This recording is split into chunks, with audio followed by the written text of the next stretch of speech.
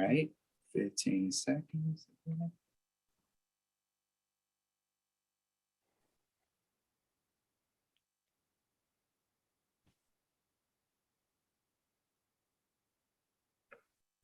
All right, counting down. 10, 9, 8, 7, 6, 5, 4, 3, 2, 1.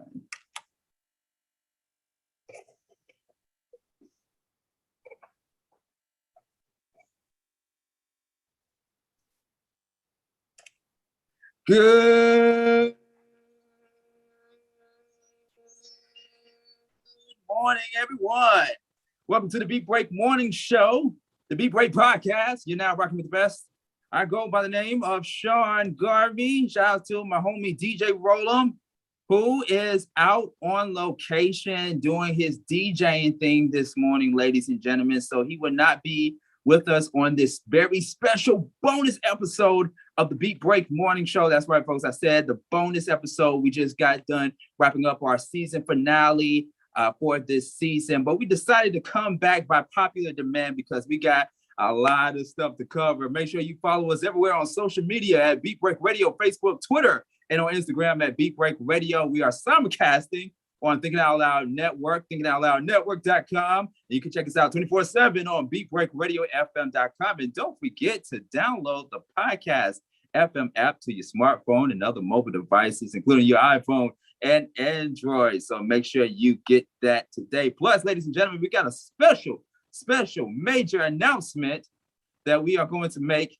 towards the end of the program. So stay tuned for that. We got a very special guest joining with us right here on the Beat Break Morning Show. It is going to be epic and it is going to be exclusive, ladies and gentlemen. But before I go any further, you know, I got to shout out my homegirl. She is back, ladies and gentlemen. Star Kels is in the building. Star, what's good? Good morning. Good morning. What's going on? I'm doing good. How are you doing? I'm doing fantastic and lovely as usual. Awesome. I love to hear that. How has your week been? How's your weekend been? My weekend was relaxing. Mm-hmm. I got a lot of rest in for the first time in a long time. Yeah, because you are more busier than I am. I know. So I got to relax. So I'm happy. Don't I look like I got some rest? No.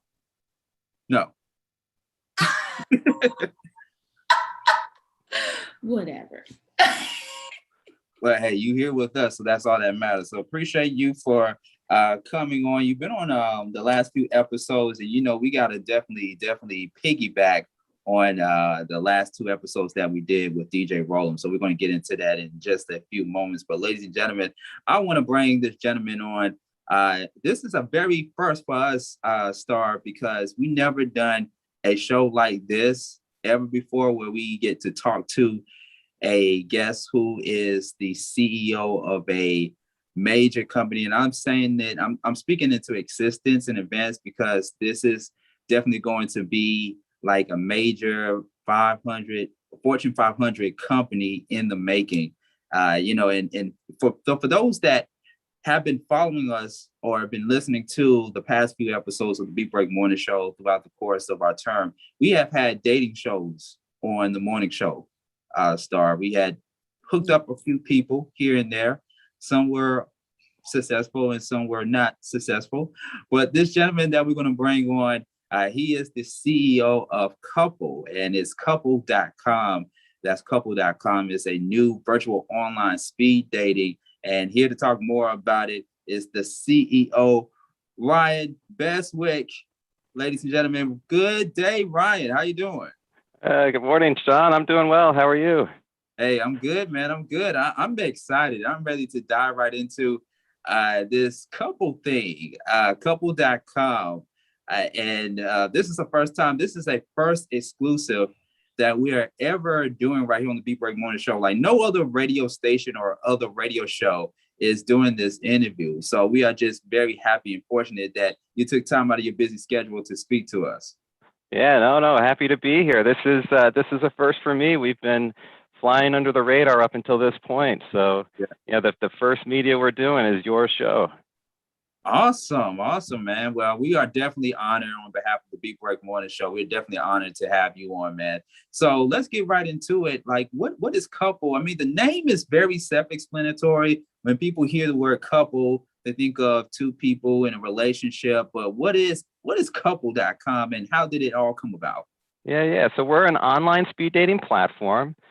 Software is still very much in beta. We're in beta now in 2 cities. We're in Atlanta. We're also in Toronto. Nice. We got started in June of 2020, so it's been just over a year now.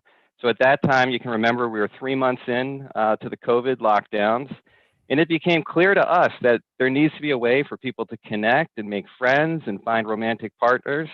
And then, you just seen video exploding online, so we put one and one together, and we said virtual speed dating. So I put together a seriously talented team of software engineers, and we've been plugging away at this software. And just the feedback that we've been getting from our users in Atlanta has just been, it's been driving us forward. We're excited about it. Awesome. Awesome. It's so funny that you talked about the COVID-19 pandemic for just only a few moments because, coming out of the pandemic, I mean, we still are in a pandemic, but not like it was last year. The pandemic have put a dapper in people's dating, how they go about dating and relationships. And shout outs to those that have survived throughout the pandemic by just by just staying together and sticking it out through all the trials and tribulations that came out of the pandemic. But there are people who have came out of a relationship during the pandemic. They couldn't stand one another. You know the scenario. And now they're back into the market and people are going on these dating apps. And me and you, Ryan, we talked about it offline about the dating apps that are out there, the Tinder and the Bumble and the Hinge and all of them. I mean, there's more than just those 3 major dating apps. But for couple.com, what sets it apart from the other dating outlets that are out there? Yeah, so I mean, if you're looking for a romantic partner and you're using traditional online dating like Tinder, Bumble, Hinge, you're subscribing to 2 or 3, and you're spending 11 hours per week on average. That's swiping through profiles. You're engaging in online chats. You're trying to get to that first date. When you do get to the first date, it's awkward, pressure-filled. You're trying to live up to that persona that you built up of yourself before the date. And it's all with like a really low success rate. Only 19% find a relationship within the first year using traditional online dating. So with Couple, we cut through all of that. There's no swiping through profiles. There's no online chat. You just show up at the event. We're going to pair you up on 15 to 20 dates. And right away, you're in a real live conversation with somebody, and you start to understand pretty quickly whether or not that's somebody you're vibing with. And if you are, you mutually connect and you get together offline. Yeah, I remember once upon a time, I participated in a speed dating event. This was a couple of years ago, and it was in person. It was face to face. And so fast forward now, it's online.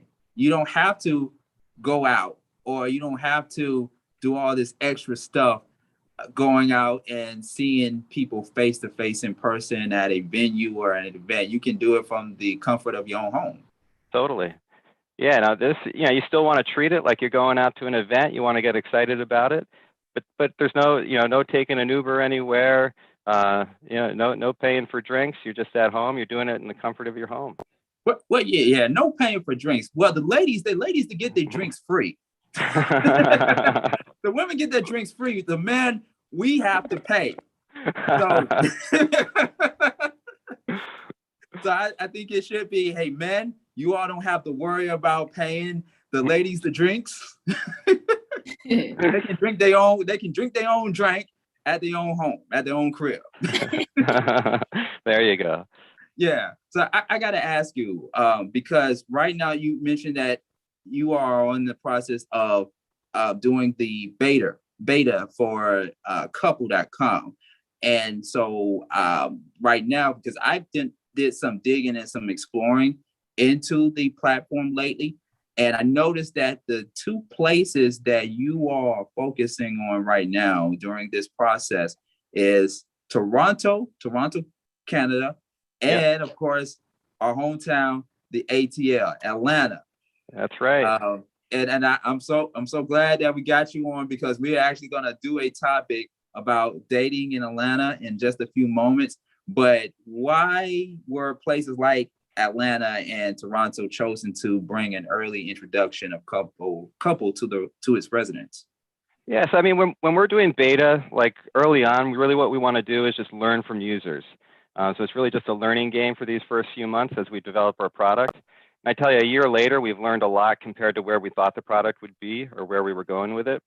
So we wanted to find cities with good diversity, with young populations, and cities where we thought we could make a difference. So if you look at Atlanta, seventh largest city in the US, so it's got the population we're looking for. Population there has grown 25% in the last decade. 20% of Atlanta's population is between the age of 25 and 34. And with online dating, that's really the biggest segment you're going after. So that was huge for Atlanta. And this stat, you're probably not going to believe, but 70% of Atlanta's population is single, according to the census. So this is an area where we thought we could come in and make a difference. Wait, Ryan, say that one more time. Say the stats one more time for Atlanta. I want everybody to hear this. 70% of Atlanta's population is single. Woo! 70%. He didn't say 7 people. He said 70% of people that are single. Wow.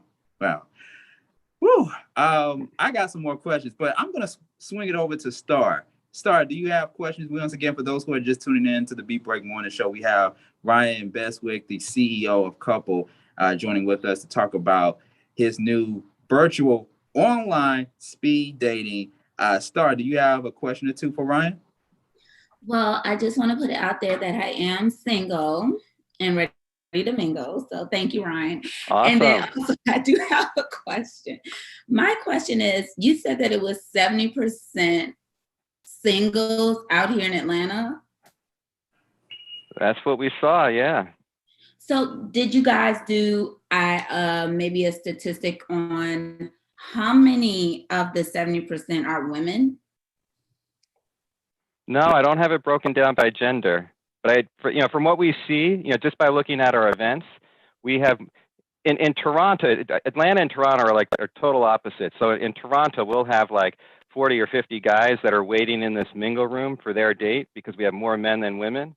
In Atlanta, the opposite. I think it's a lot more single women in Atlanta. We have a surplus of women at our events, and they're hanging out, they're chatting with the host while they're waiting for that next date to start.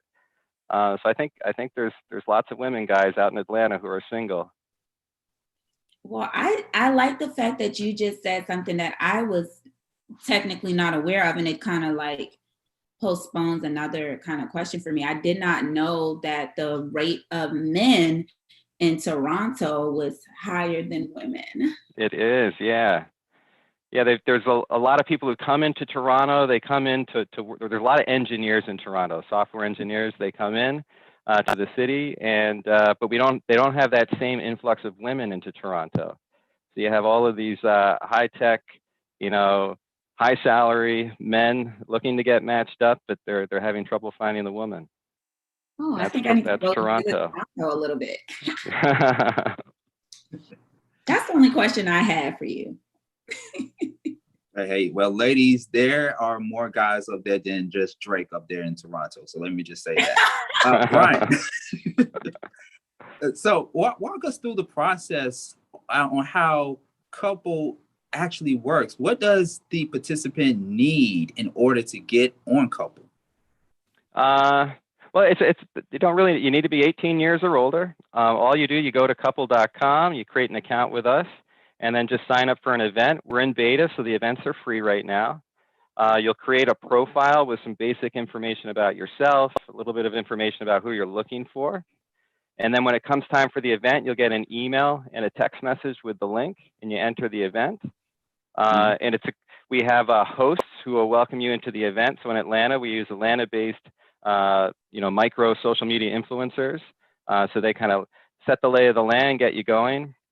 And then once you're welcomed in, before the dating starts, we have this cocktail hour. It's about 10 minutes. We call it an hour, but it's about 10 minutes long, where you get to mingle with other people who are at the event. You're able to move from table to table and join different conversations. And then the dating starts. You go on 20 dates. They're 3 minutes long. After each date, you'll choose couple, you choose connect or cut. We like our alliteration at couple. So it's couple is if you're interested romantically, connect if you're interested in friendship, or cut if you're not interested. Yeah, and then after the dating, we have an after party. So by the time you've gone on 20 dates, your energy is up. You might have had a couple of glasses of wine. You don't want this party to end. So we have the after party where you can hang out in the mingle room, and that goes for hours. Yeah. Yeah. So you hear that, Star? You can either connect or cut, as opposed to swipe right or swipe left. That's right. I like the after party myself. I'm all in for the after party. I bet you are. So, Ryan, I got a few more questions, and if we have time, we're going to allow the guests to ask you some questions.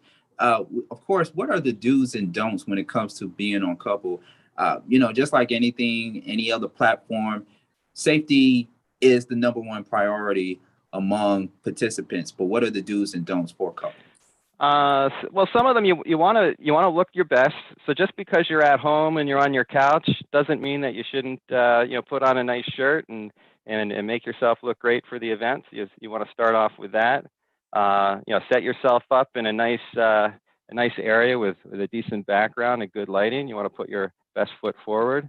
Maybe think of some questions in advance so that you have stuff to talk about when you jump on your dates. And then on the don't side, I'd say don't ask your date for any contact information during the event. That makes a kind of an awkward moment. Don't get too drunk during our event. We've had to boot some people out because they've had a few extra glasses. And also we have some very friendly, attractive hosts. Don't hit on our host. Please don't hit on our host. I'm assuming that has happened a few times. That's happened. It happens every week. Wow.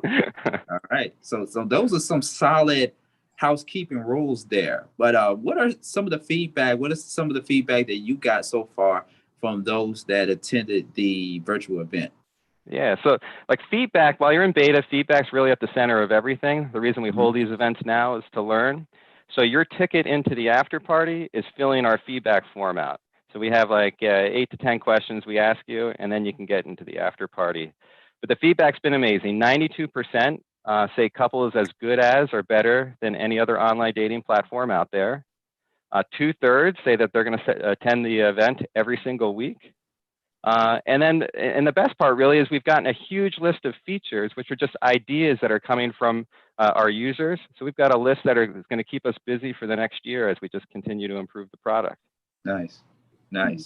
All right, we're going to go over to our panel of guests, and let's see if any of our guests have any questions. Let's go over to Mario. We're going to grab somebody out of the grab bag here. Mario, do you have a question or feedback for Ryan Beswick? Yeah, I would ask that it sounds like a really cool concept as far as doing something different as far as the dating scene go, because after Tinder and all the things that you guys name, it can get a little stale and you become kind of numb to it without really getting to know people. You just swiping left, swiping right, not even spending time on it, because you get to the point where you're just looking at people. You don't even read the profiles anymore. You know what I mean? Mm-hmm.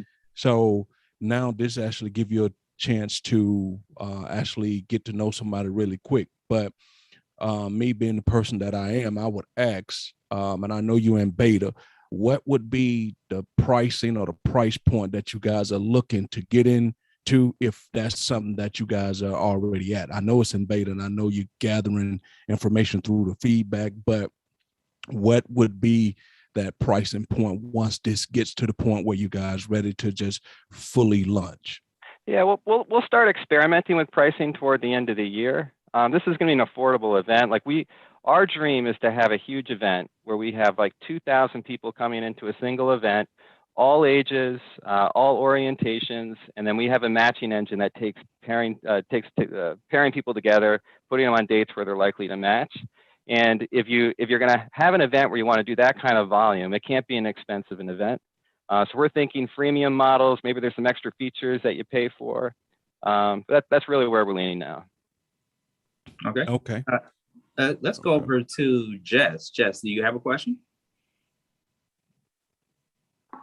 Yeah, I was gonna ask, do you have any like suggested activities or questions that you use as like icebreakers during the dates? Because sometimes people get stage fright or get timid when they're meeting a new person. So you talk about how if you're in person, you kind of gotta pull it together in that 30 minutes to an hour interaction. So this is 3 minutes. Like, do you have any suggested icebreakers or things that are incorporated in your beta system to help people to connect? Yeah, actually, we are. That's one of the features where they're asking for icebreakers to be like on the screen, to help you along. We don't have that yet, but that's coming. We're working on it right now. But I'd say one thing, as we talk to people, you see a lot of conversations where they're talking about, oh, where are you from and stuff like that. And you get through sort of these basic questions and you're already almost the whole way through the event, but it doesn't seem like you've gotten to know each other. I think questions where you start to hone in on hobbies and things like that start to really reveal, who you are, or maybe talk about what types of music you listen to, some of the places like you like to go out to eat or go out for drinks, like keep it on the fun stuff, start to understand, what makes people tick. Those kind of questions work best. Awesome. All right. Yeah. All right. So Ryan, I know you got to go. I know you are a very busy man trying to keep up with the managing side of couple.com. Even though you do events twice a week, it's still a 24-hour grind to keep everything in motion, to keep everything in going. And plus, you are still in the beta process. So I know that there are intricacies and stuff that you got to be able to maintain to keep couple and couple.com intact. But I heard that you got some events coming up. From my understanding, you are getting ready to execute some big things in the next couple of days or weeks. We are. So on August 24th, we're launching Couple TV. So everything we've been talking about so far is a separate product. This is for somebody looking for a relationship or friendship. Couple TV is totally different. It's entertainment. Think of it as the crazy cool love child of online dating and reality TV all mixed in one. So starting on August 24th, it's going to be a series of 8 episodes every Tuesday night. If you watch, you'll see 24 social media influencers who are all single, all looking for love. They're going to go on speed dates on our platform, and then you can watch as they do it. You can click on any video on the screen and switch to that person's date. Viewers can interact with chat. They can vote on who gets eliminated, who gets to carry on. The viewers, even before the 24th, will get to vote on who gets accepted into the show. So within the next week or so, you'll see that open up on our website. So that's couple.tv. You can learn more about it there. Oh man, this is big.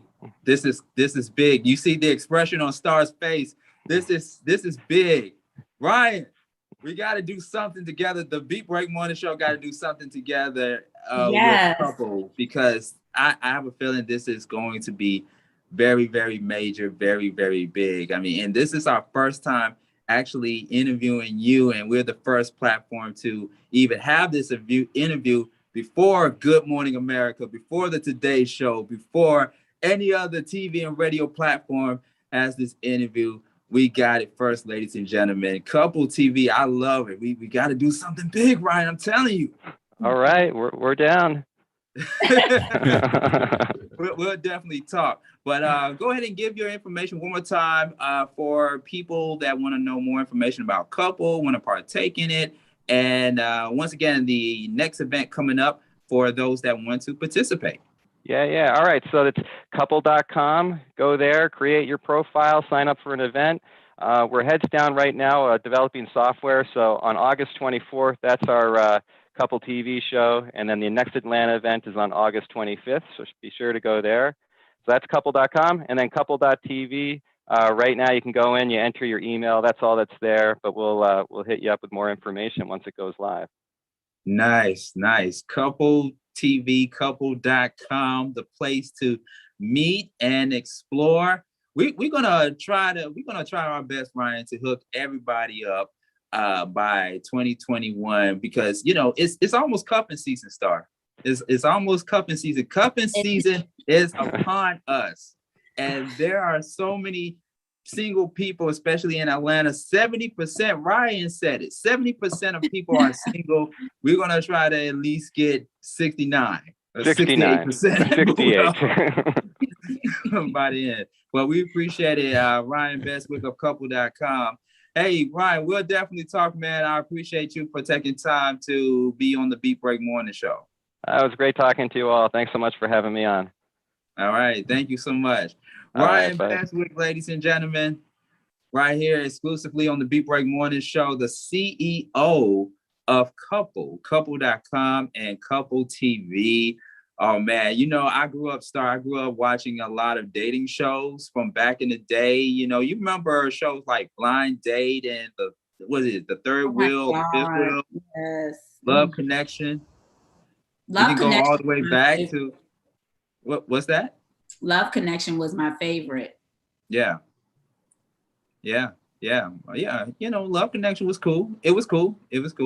And then, you know, all the other shows that came after that. But I agree. Like Love Connection, it became very iconic over the years. Yes. Yeah. And then, of course, there was the Dating Game back in the day. You know, before the Love Connection, you had shows like the Dating Game. Yeah, I remember the Dating Game as well. Yeah. Well, man, I really enjoyed the interview. First time on the Beat Break Morning Show. Nobody didn't get this interview, Star. Nobody. Yeah. First time for everything, man. You know, we give it to you raw and first. We always do first things. We broke artists here on the Beat Break Morning Show. We gave people exclusive interviews, man. I'm not going to even be on my braggadocious. I'm not. Let them check the track record. That's all. We got the track record. Yeah, absolutely.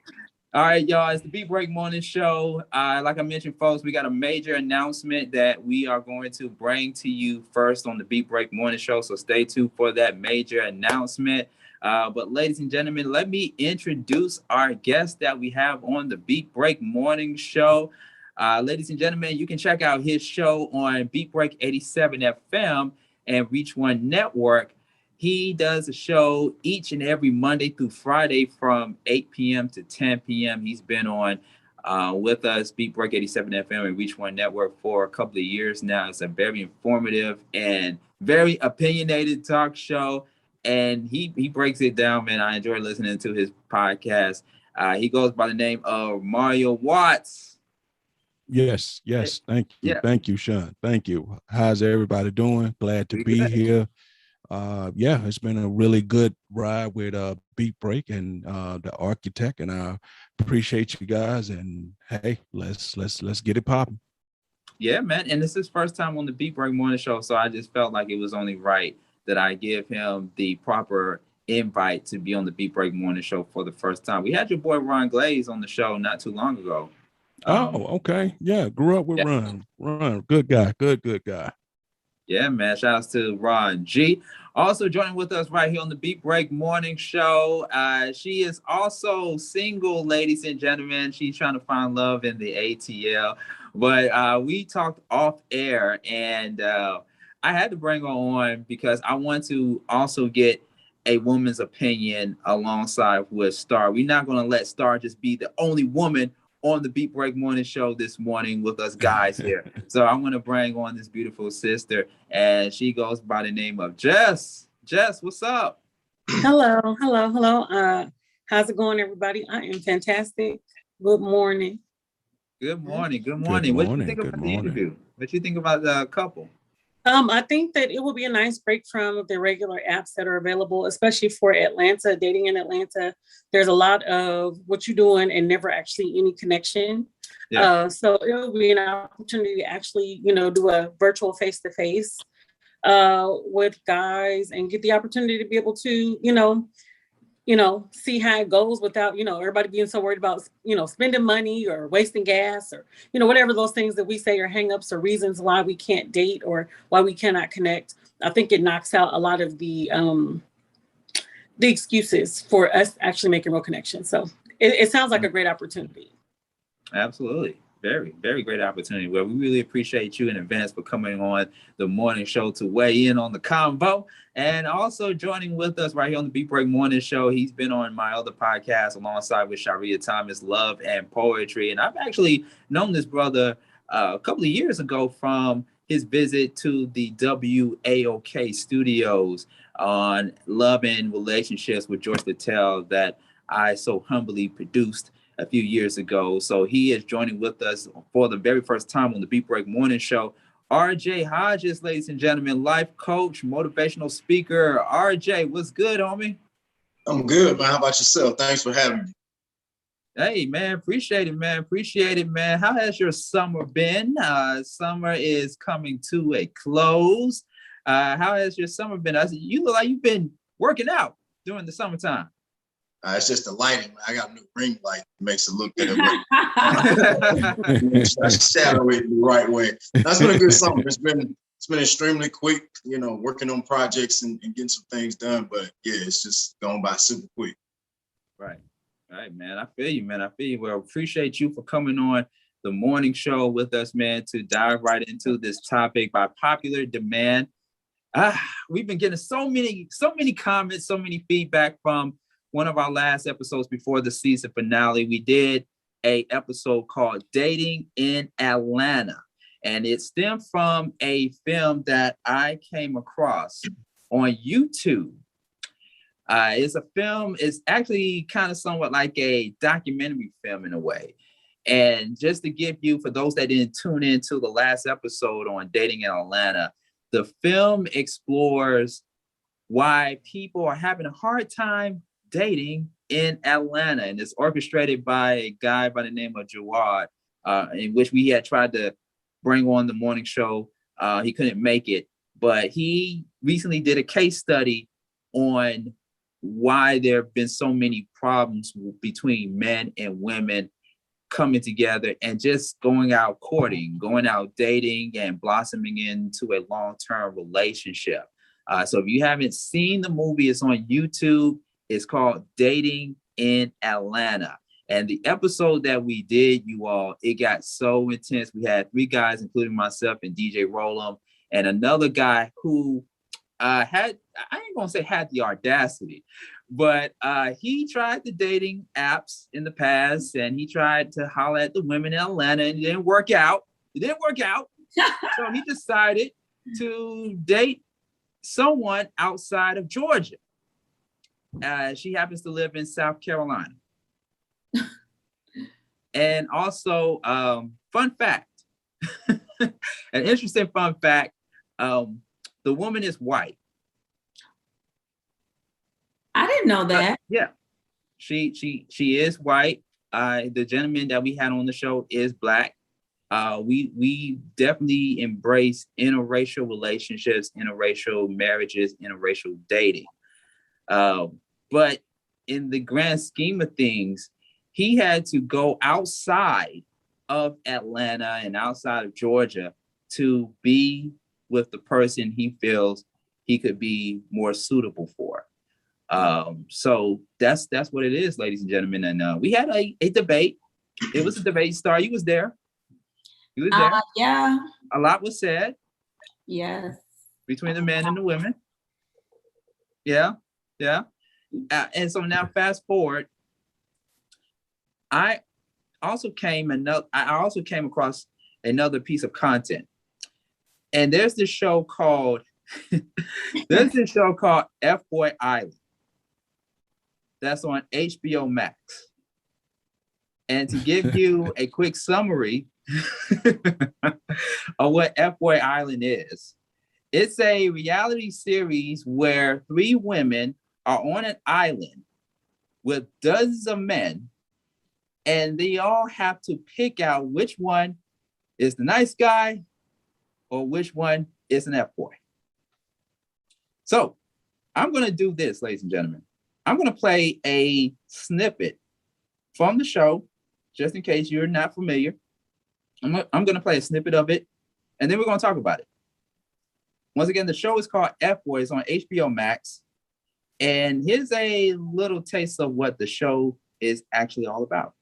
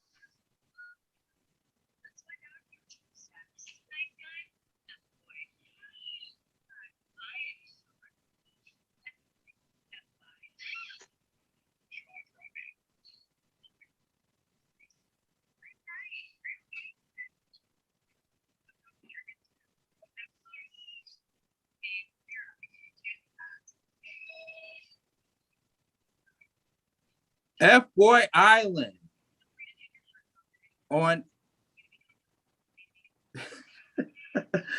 on HBO Max, ladies and gentlemen. F-Boy Island. That was the trailer to F-Boy, currently on HBO Max. And yeah, we have seen so many reality shows come.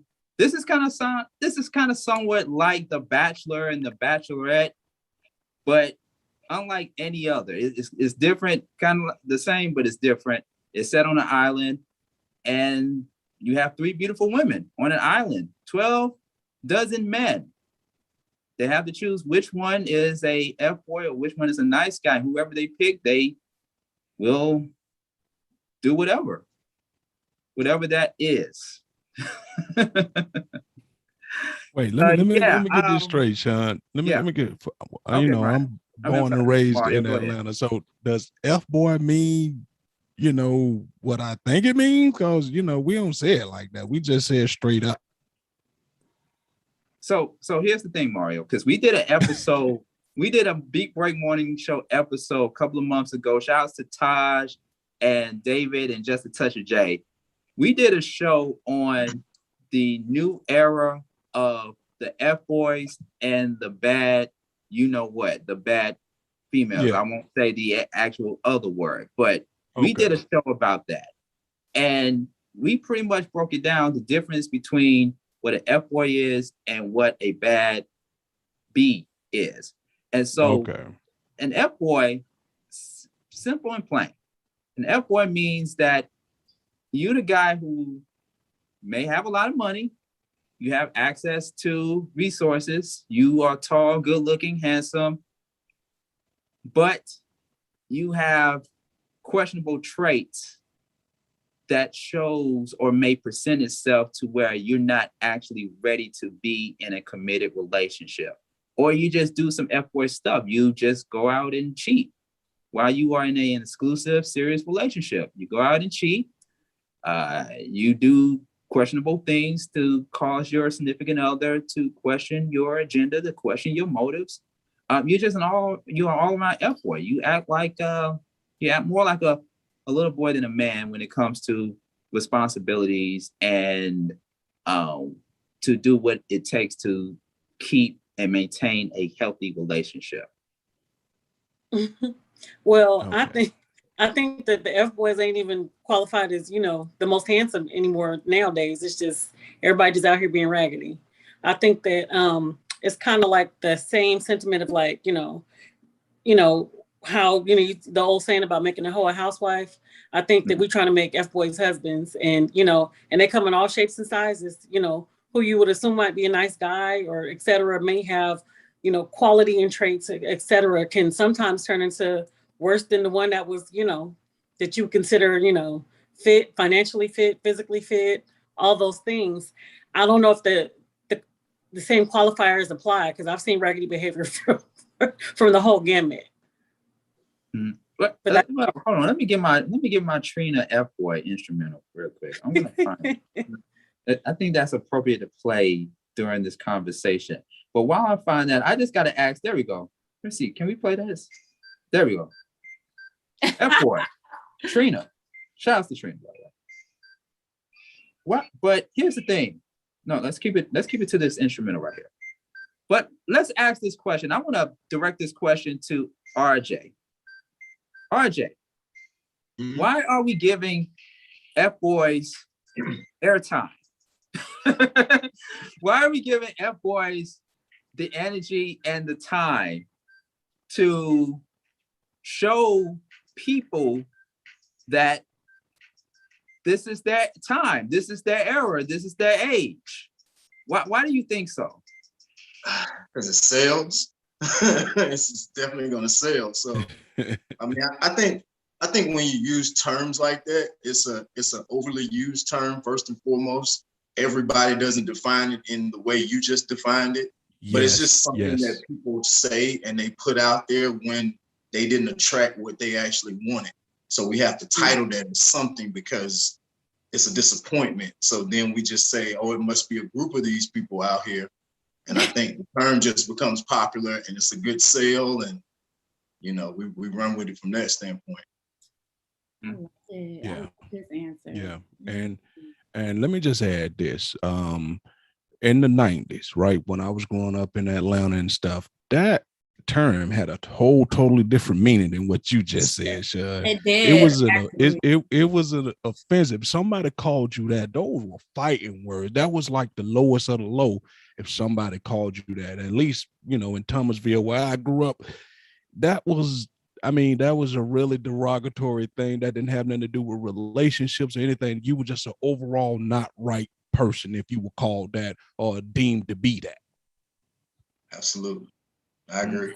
And that's why I say, we overly use these terms, but they don't mean the same thing for everybody. I'm born and raised in Atlanta as well. And that definitely didn't mean that when I was.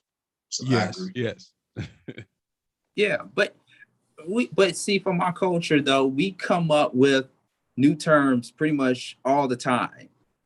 You said just back in the day we didn't have that terminology or what have you. It's the same thing with side chicks. We didn't have that terminology. That terminology wasn't used 20 years ago. It were mistresses or the woman on the other side or the lady of the evening or whatever. But now side chicks. Right. So that has been the cultural norm. But now F-boys. I mean, come on. How did we get here? Like, even when I first saw the show F-Boy Island, I watched only a few episodes. They are still in its first season. But how did we get here? I mean, how did we get here to where a major premium channel, HBO, can distribute this type of content? Because years ago, we would have never, ever seen this type of content on TV. Do you think that they are purposely showing this to educate men on who they should actually be towards a woman? Or do you think this is just an exploitation of all the F-boys that are out there?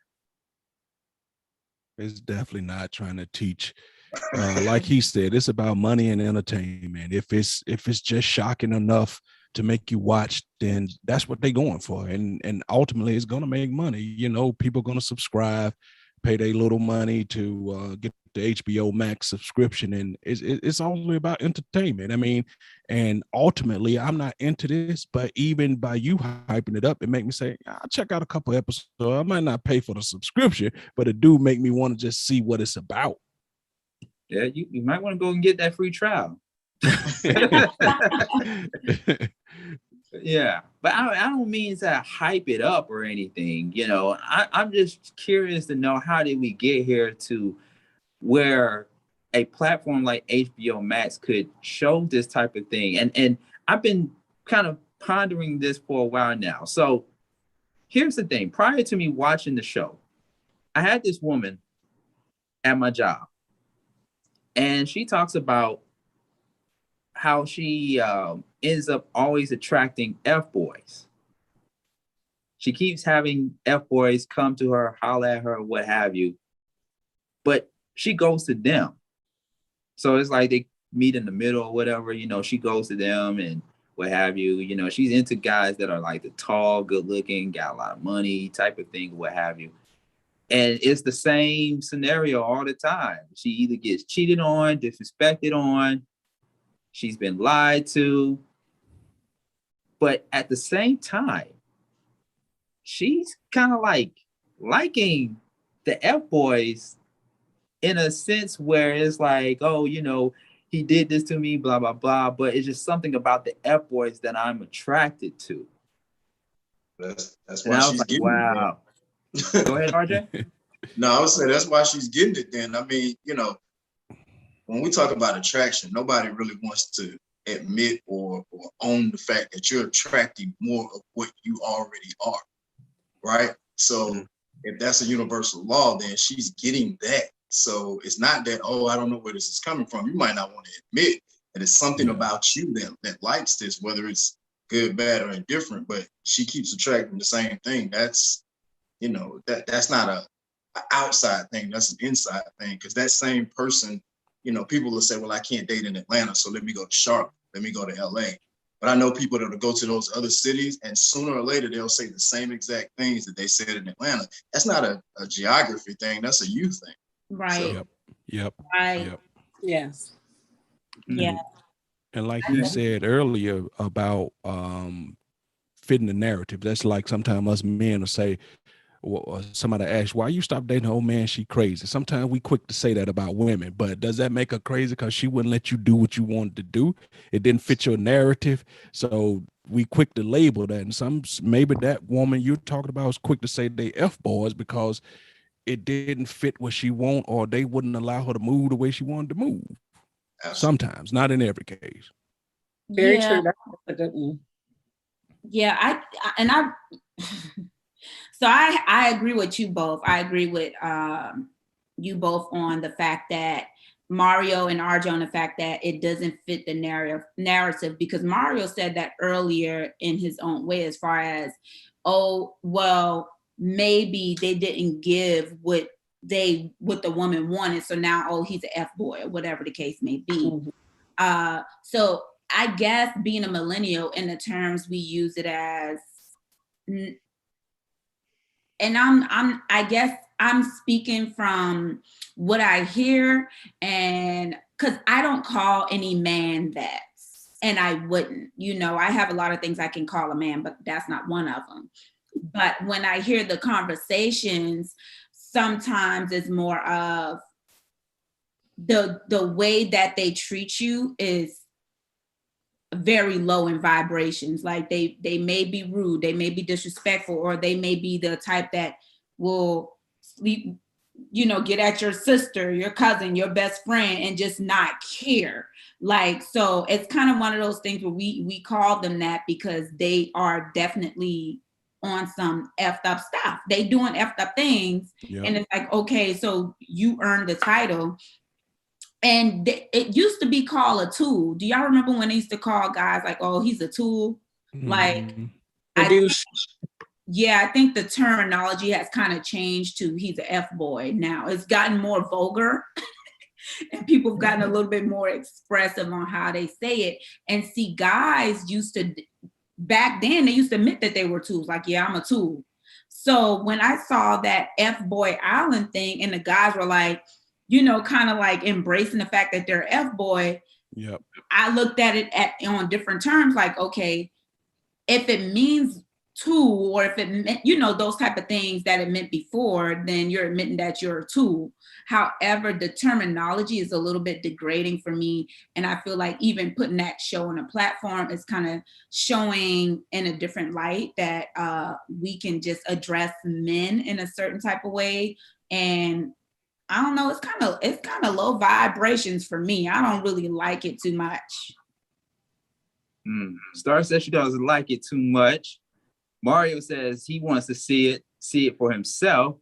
The first 3 episodes of F-Boy. But let me go over to Jess. Jess is single in Atlanta. Do you have a testimony? Have you ever came across or been in a relationship or dated an F-Boy before? Oh, 100%. Yes. She said that so confidently. Yes, I have. And first of all, in addressing F-Boy Island, I think that it sensationalizes like bad behavior, or the semblance that bad behavior might exist, and then we're glorifying it for some ratings and some money.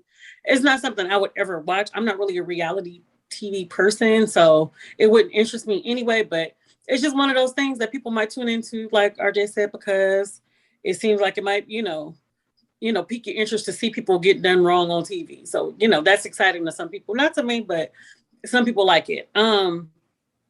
Now, in regards to personal experience, I think that online dating, period, you run across a lot of variance, which is a huge buzzword currently in the post Panini press, that we are living in. But there are variants to the F-boy attitude.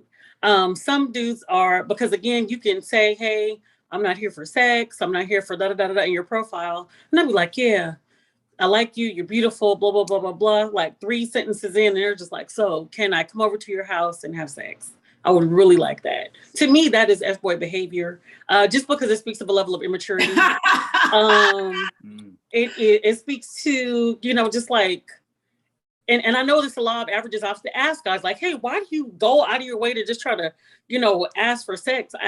But then are also at the same time, the duality of it is, if they are approached by prostitutes, I'm not a prostitute, just put it out there, but I'm saying they'll often talk about how, yeah, she was putting all this out there. Then I realized she was a prostitute and you're completely offended.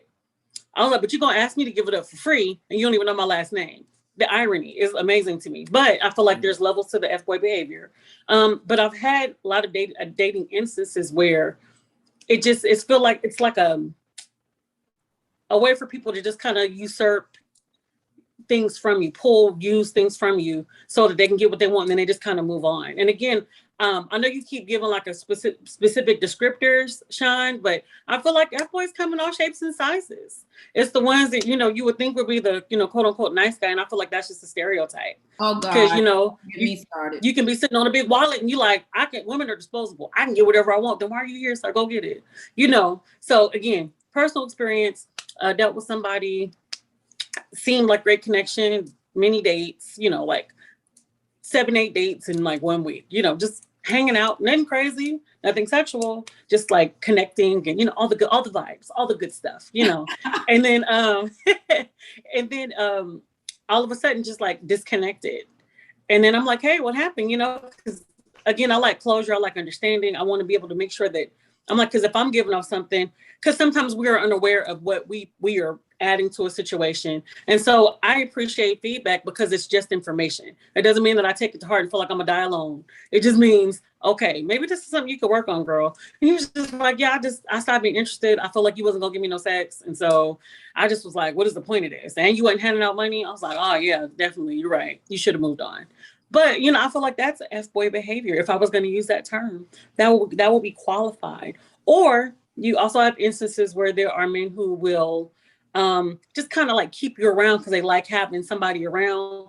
Like how some chicks go out for the free food, they go on dates for the free dinners. Some dudes go on because they just like to have somebody to text every morning, good morning, beautiful, but not actually ever having an intention. And that the other person's intention, and this is again, men and women that can do this type of behavior, and you never have an intention on making it anything solid, and you continue it, not because you're trying to figure anything out, but you just like having somebody around. Because again, 2 or 3 conversations, 2 or 3 dates does not a marriage make, or a relationship, long-term relationship make. But if you have absolutely no intention of dealing with that person beyond a sexual encounter, beyond being able to have somebody on your text line or whatever, I feel like those things are questionable behaviors that you should probably check within yourself, because the second that somebody does that to you, then you are appalled, you're upset, you're angry, and nobody ever is like, oh yeah, I probably deserve that. Like I've rarely heard people say that, but it's just one of those things where the balances, it's so many imbalances, and we just kind of feel like, oh yeah, whatever. And so in online dating, you have to, in dating in Atlanta specifically, you just got to have to let a lot of stuff roll off your back and not take it personally, because you kind of realize that is a part of, it's kind of woven into our culture at this point about these interactions being very, very, very, very disposable. And I want to add something that you didn't add on the dating site. The guys that definitely promote that they're looking for marriage. Oh, I'm ready to be married. I'm looking for marriage. I want to find my wife on here. And they're doing that just to get, in somebody's pants. And they're not, genuine about those things like that. That to me is F-boy behavior as well. I mean, it's low class, low budget, beneath me behavior, because 100%. You shouldn't even have to lie to do that, honey. And if you got to go that far, then you need to check yourself from within. I mean, just tell the truth. So would it be fair to say that Will Smith was an F-boy? Not the actor. Not the person, not the actor, the actor. Because if you remember, the Fresh Prince of Bel-Air. Yes, he was. Yeah, he was about that life. He did an episode. I mean, this shows you how many episodes I watched the Fresh Prince. I watched every episode of the Fresh Prince. But there was an episode where Will Smith was getting with what's the actress name? Kim Fields, I believe. Mm-hmm. who was saving herself until marriage. And Will Smith's character, Will Smith, said, hey, let's get married. But he only did that to get into her pants. Yep. Correct. So would it be fair to say he was an Yes. Wow. I got a question. RJ got a question. What's up? So this is something I've never really been able to process. So I do understand that I don't condone any man, lying or saying that he wants one thing and he's really looking for something else. But at the same time, it's kind of like if you meet somebody, even if they say they want marriage, if in 3 weeks you're sleeping with them, you're not married to them yet, you made a decision too. You know what I mean? Like whether they were really had good intentions or not, you made a decision based off of what? Like you don't have the marriage yet, you don't have a promise yet, you don't have a real commitment yet. So I feel like if you made that decision in the heat of the moment or whatever, to be with somebody or to sleep with somebody or continue to do that, like, can you really say, oh, this person tricked me or they did me wrong? No, you two adults made a decision. That person may be a scummy person for knowing that they don't want XYZ, but you didn't have XYZ when you made the decision to do whatever you did. So how do you justify saying this person took advantage of you? I've never been or can you ask or can you ask like what signs did you see early on with the guy before you? Yeah. Before you did, like, so my thought process is if somebody's looking for a relationship, right? What are the standards that you're willing to not go past? So if you say you meet this guy and you're looking for a relationship, but you say he might be a quote unquote F-boy because he could be lying, then maybe the standard is I don't sleep with this person until I actually get the commitment that I'm looking for. But if you don't have that standard and you sleep with this person prior to that commitment, and then you find out later he wasn't really serious, but you're like, oh, he did me wrong. But you made a decision prior to getting anything of the standard. I'm not saying he's right, he's actually wrong, but isn't that a shared responsibility at that point or no? Well, let's ask the woman. I will say, I got something to say. Now, that is true. That is true. I will say this, RJ, it is a shared responsibility, but we're talking about initially. And initially, if we're looking at your profile and your profile is saying something, we're attracted to what it is saying that you are looking for. So at that point, it has nothing to do with shared responsibility. It has something to do with you being genuine about what you're looking for. And question. Okay, when you get finished. And not literally putting out there something that we know that it is not. Now, once you get to know that person and you vibing with that person, then it's my choice. Let it be my choice. Don't you make a choice for me. Don't you dare tell me you want to do something else. And then because that is leading someone in the wrong direction. Now, if I decide to leave my cats and I lead it in that direction, that's my choice. We can't say, oh, hey, well, he did do that, but you decided to give it up anyway, so who faults it? No. I agree with you in certain aspects of that, but also I feel like the initial, interaction with someone, especially online dating, especially when you don't know that person and they're really trying to sell who they are as a genuine person and what they want from you, they should just go ahead and put it out there. There are people online that put it out there like, look, I'm just looking for this. And they I agree. No, I agree. I just didn't understand that if you meet somebody, let's say I met you, right? And we go out on 4 dates. My profile did say I'm looking for marriage or I'm looking for a relationship. It may be true. But on date 4, we have some type of chemistry. We sleep together. We haven't gotten to relationship status. We haven't gotten to, of course, not marriage status.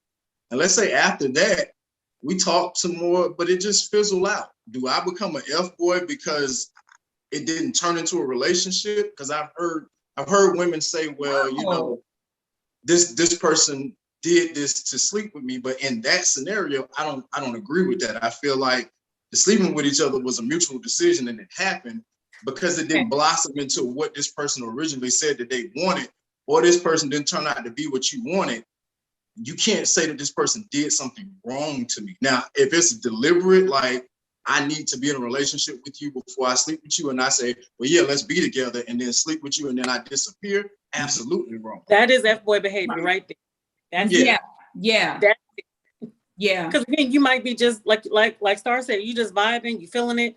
And as a woman, we have the right to make that decision. Say, you know what? I'm making a decision. I'm going to surrender my body or I'm making the choice to merge my body with this other person to have this experience. And again, we have the right to be, that's the power of agency. But when it is, you waiting and waiting, the old boy is waiting and waiting and waiting because he like, I just need to be able to see if I can get it. I just need to be able to see if I can get it. Because again, there are a lot of profiles that are like, yeah, they're putting it out there. They're like, hey, I'm a, Dom looking for a sub. I'm into BDSM. I'm into polyamory. I'm into this and this and that. That gives me the opportunity to make the decision and say, hey, this is just not something I want to do. And I'm okay with that. Because then I'm like, I appreciate that information. That's the information that I can use. But if you're like, I'm looking for marriage, I don't want I'm not just looking to smash. I don't believe in casual sex, da da da da da da da da da da. And then my first conversation, again, after 3 sentences, you like, man, what size is your bra? Can I come over? Tell me how you would give me certain oral situations. Like I've had it happen more times than I can count from people that are like, marriage is the only thing on my mind. And that's like, literally in the profile, and then immediately we haven't made it through 10 minutes of conversation, and then that's what's happening. It's just it's annoying if nothing else, and then you have to wait through all that. Jessica, well, maybe they may consider you guys married after initial conversation, because back in the days, after initially entwining and having intercourse, then you were officially considered married back in the day. So maybe in their minds, they're thinking after that initial conversation, that initial, hey, y'all married. So now they can have these type of conversations where they're talking about what your hoo-ha look like.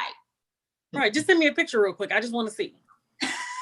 But real quick, if you send it to me, I'm gonna send something back. But real quick, just because as she said that someone said that marriage is totally what's on my mind, the only thing I'm focused on, even if that is completely true, there are steps, before you get to marriage. You know what I mean? It's a few things you have to go through. So if something fizzles out, like RJ said, before y'all get to that point, that doesn't make necessary he did something wrong. It's just that y'all didn't do it till you got to that particular point. Right. So, sometimes, you know what I mean? So if he say he want to be married and it doesn't get to that point, I mean, it happens sometimes for whatever reason, things fizzle out. But if y'all decide to make a conscious effort to sleep with each other, do whatever before that point, sometimes it's kind of nobody's fault. Is what they say. They say charge it to the game. Sometimes it just fizzles out for whatever reason. Yeah, I agree. But it depends on, I think what the ladies have said is you can kind of tell early on in the approach. We got Linda Woods in the building, ladies and gentlemen. Hold on, we got to bring you on properly because I know you. I know you ready to dive right in, Melinda. But thank you for coming back on the Beat Break Morning Show. All right, go ahead. Thank you for having me. No, yeah, I don't think we should be silly, right? And ignore what we just know. Like, the difference between someone acting as if they're interested in something long-term and someone who was putting out candy to attract a certain type of person with no intentions of long-term. That behavior is 2 different things. Now, if you have the behavior of someone who is looking for something long-term and it so happens to not pan out, that's one thing. But it's too many cases where it's obvious. Like I think Jessica may have mentioned one case where it's like, this is obviously, it was like a bait and switch type thing. Yeah. Correct. Well said. Yeah. I mean, if he asking you your bra size and what color your pants is, I mean, obviously that's, red flags and, you have to move on. I want somebody serious. Please don't ask me for sex. That's just not what I'm here for. And then immediately in the chat, it's like, man, how big are they though? Could I please know? It's just bothered me. sir, bye. Then you got to get blocked because that's and it's just unattractive and it's so many things and it leads to so many other things that might be going on. And again, there are plenty of prostitutes on these online dating apps that are ready to give you exactly what you want immediately without you having to provoke or entice or anything like that. And they're ready to give it to you. Why would you go after them? Instead, you're like, no, the one that said, please don't ask me for sex. You're like, no, her. That's who I need. That's who I want. That's what I got to have. And then you turned it into something else. And you just like, oh, you stuck up because you don't want to. I guess so. Yeah. Too bad. I mean, the game has changed, ladies and gentlemen. The game has changed. And For like sure, these dating no doubt. apps, these dating apps are wild. I be in those dating apps and I be seeing women that look like they could be out there in the streets at night. But then if you look at that profile, the description, some of them are working as government official employees. Some of them are ITs, and some of them might be a police officer. True. You know, Well, So what are you saying exactly? yeah. I mean, you can't I'm judge a just- book by its cover. And Well, I mean, I personally will say that you can be a very sexually charged, high sexual individual and still be looking for something long term. Yet again. Right. But Melinda, here's the thing though. Here's the thing.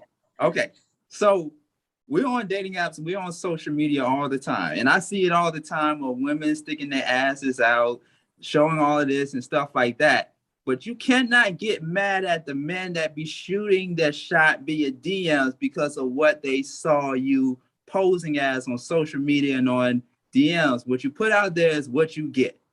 Ooh, look at you shooting fire You know shots. what I'm saying? You finna open a can of worms, but go ahead. Shooting fire shots. It can. I say Yeah, I'm this not all mad. the time. I say this all the time. The energy that you put out is gonna come back to you. I'm not mad. In that instance, I'm not mad because I don't care about somebody DMing me because I'll just ignore the hell out of you, right? So that's not a thing. I mean, if you're talking about intentional profile, right, that says this is I'm looking to date. If you're on a social media, you're not necessarily looking to date. Some people are really into themselves and they're showcasing their beauty and external, internal. If you love it, if you like it, great. That doesn't mean that I'm going to talk to you in a DM. It doesn't mean that I'm looking to have a marriage with you either. So those are two different things to me. Now, when you're on an app, which I think you guys were kind of talking about, or even you can be on social media in a dating room or what have you group, that's a little different. And I personally am not angry at anybody thinking that they're coming at somebody any kind of way. But that does not remove intention. And that does not remove people being able to use their reason to judge your intention. Mm-hmm. Yeah. Mm-hmm. That's all I'm saying. The dude we had on the show last time, Star, he met the woman of his life supposedly on Facebook. Look at my face.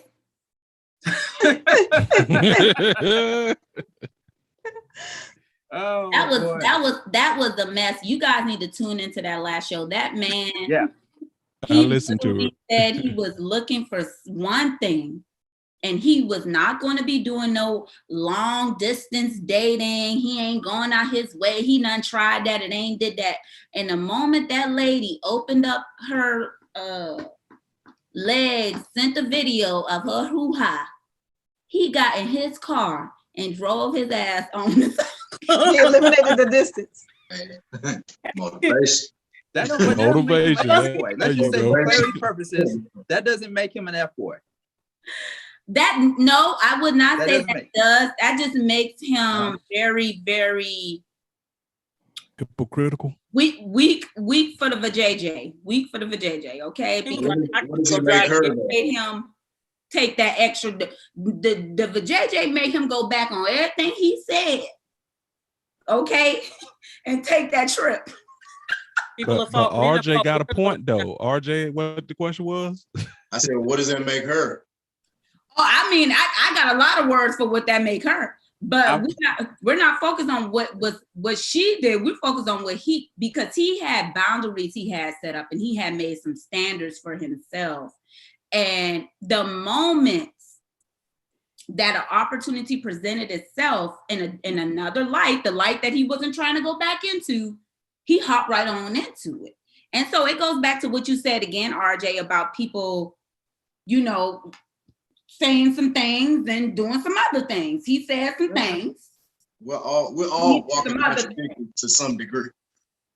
You know, so you know, I mean, if we can be honest, we've all said something. I'm not doing that, and yeah, you did that. So you know, maybe that was his moment. Maybe she was the one, or maybe the picture was that great. I mean, you know, it was a video, and I'm pretty sure it was okay. that. Step it up. Feels like it's Very encouraging for him. However, what I will say is he, on that episode, he still left in question of what could possibly be, because after he went and got the hoo-ha, he still went back to, well, I don't know where we are. I'm still trying to figure that out. So for me, it's kind of like it defeated the whole purpose, because you now went back. You should have just stuck to your gun and kept it where it was, or whatever the case may be. And you know, we go through these things. I'm not perfect. We go through these things, but it comes to a point where sometimes you just got to stand on your ground, even if it looks real good and tasty, and you just want a little sample of it. You might pass that sample up. I just think it's just communication to me. It's just communication to me from the jump. Like, where are we? Before or after? Because sometimes there can be a Love Jones moment. You can meet somebody, click, you all have sex on the first night, the second night. You know what I mean? Okay, sure. And then sparks the Third fly. night, fourth night, and that was Right. it. Awesome. And you married on the fifth night. Whoa, wait, whoa. No. He said, That's wait a how it minute. sounded like you were saying it. You was like, yeah. You said me like, wait, that's a big Wait, commitment. That's a big Not decision. marriage, like that's a big deal. You can't do that fast. You can do all the rest. Oh, can't be that fast. Why? Yeah, Why? gotta slow down. Wait a minute. Hold Why? on now. Right. Why not? Like, Why? I'm giving my body away hella fast. Let's Right, get why? the papers down. Let's do it. The Wait, gravity, so yo, the giving a gravity. body away equates to marriage? Yeah. No, but it's a major I life told you back decision. in the day. Whoa, marriage. whoa. Giving a body away equates to, I'm just gonna re-echo what Mario Watts said. Giving your body away equates to marriage? That's how deep it is. That's how y'all need to think, and then y'all wouldn't be so quick to give that penis up. Mhm. I mean, that used to be, to Star's point, that was definitely the measurement back in the day. Yeah. But sex is not one-sided though. You know what I mean? Like, you're not, if I'm having sex with a woman, she's consenting. Like, so it's not one-sided. So it's not I gave something to her, or we gave something to each other. Like, So you are also married, sir. Right. So When you have sex, that's all that means. The same rules apply to you, sir. I didn't hear your comment. You are also then married, not just the woman, also the man also, if he's having sex with someone. That's all that says. Like, if it is equal, then it's equal, right? So the gravity that women put on their body, if you want to put that same level of gravity on your body and access to it, then great. And there are some men who do. Few, but there are some men who do. Okay. It's not just There's a difference between sex and, there's a difference between sex and intimacy. yes. Correct. But also, as women, from a very early age, we are taught to place value on our bodies, on our virginity, on our sexuality, and everything. So we are taught very differently about how we view what sex is. Do some of us cast those thoughts away as we get older, or do our mindsets evolve? Yes. But from a little girl, I know personally, I was taught that you don't just give that to anybody or anyone just because. And that's a lot of times where we're put in these crazy situations where if consent is not an option, you know that someone has taken something away from you. That's why the word violation is used, because it's something that's being stolen. And so if you look at it from that point of view, you're like, this is a heavy weight, an imaginary but heavy weight on a female's shoulders when she is entering into this, where we, again, church kid and whatever, this covenant. And again, that's why you were betrothed, and a conversation could have meant engagement and then marriage and all other stuff. And even though it's not like that anymore, it's still like that for some of us. And so you can't, so it's like, I have my most precious gift and jewel that I'm only supposed to let one person touch, but then I let 100 people touch. But for men, they're like, I got Skittles. He wants some. You know, they shaking it in the hand and handing them I out. don't understand though. That's the part I don't understand. If it is this precious jewel and you're only supposed to let one person touch it, why didn't you not just let one person touch it?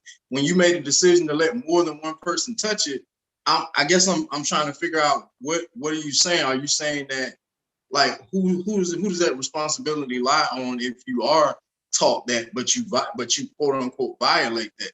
Because if that were the case, and the woman that did not wait until marriage, what does that say about her? Does that say, because if you only waiting for one person, then this wouldn't be a conversation. You would have waited until you were actually married to have sex, if that was the standard. But if you did it outside of that, it's almost like you rolled the dice before time, but you can't be mad if you rolled the dice before this standard thing happened. Is that, maybe I'm looking at it a different way. That's not what I'm saying. I'm saying that because there are instances, and I'll say that I've been in that situation on both ends. So when I was married previously, many, many moons ago, but I was married previously, and I was a virgin when I got married because my intention was to only give that precious jewel to one person. The marriage did end.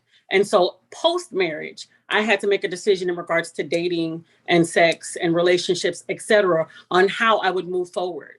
There were certain deficient discrepancies from being with only one person because not lack of knowledge, based information, teaching, etc.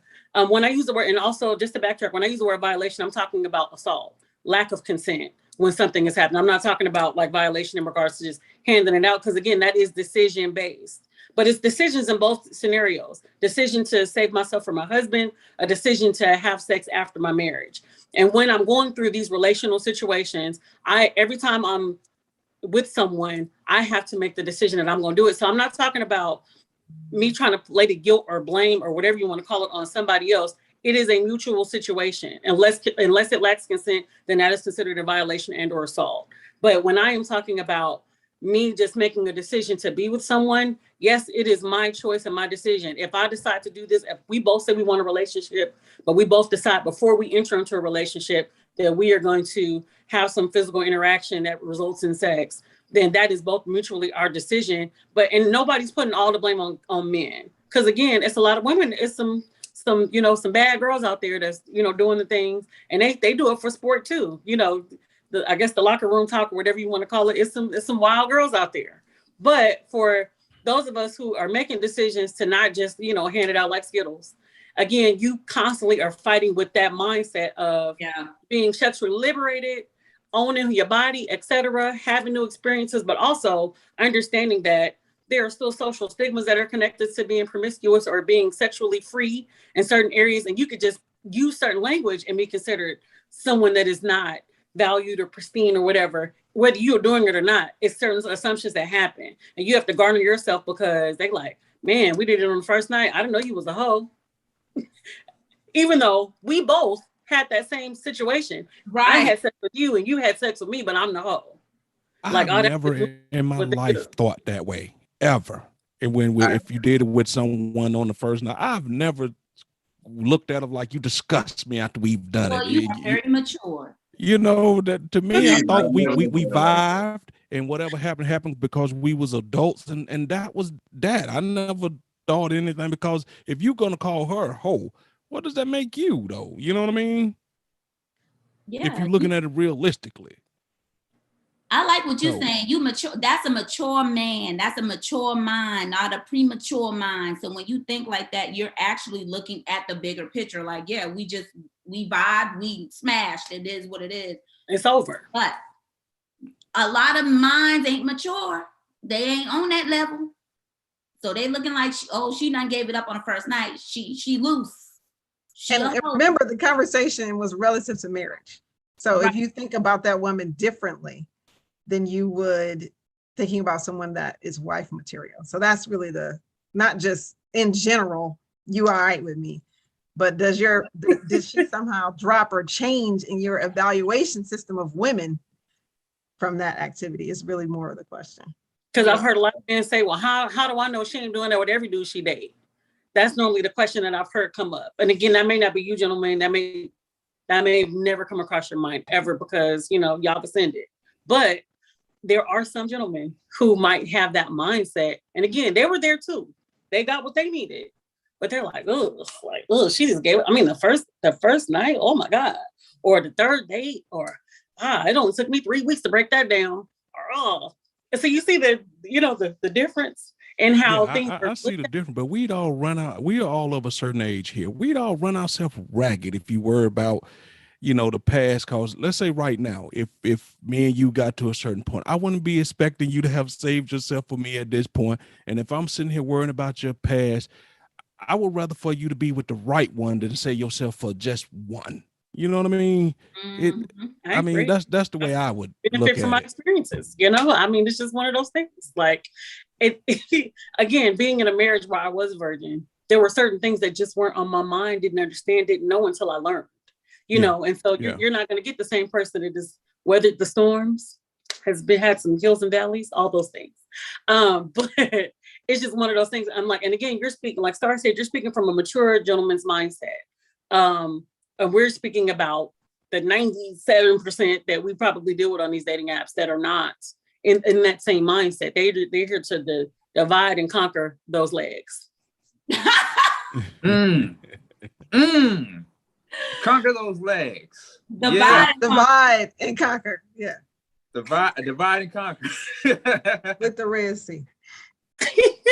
I do have a question. And for those who are just tuning into the Beat Break Morning Show, we are piggybacking on one of our last episodes on dating in Atlanta. This is Dating in Atlanta Part 2, or just dating in general. We have our guests, RJ Hodges, we have Jess, we have Melinda Woods, we also have Mario Watts from the Random Select Podcast, yours truly, Sean Garvey, along with Star Kells.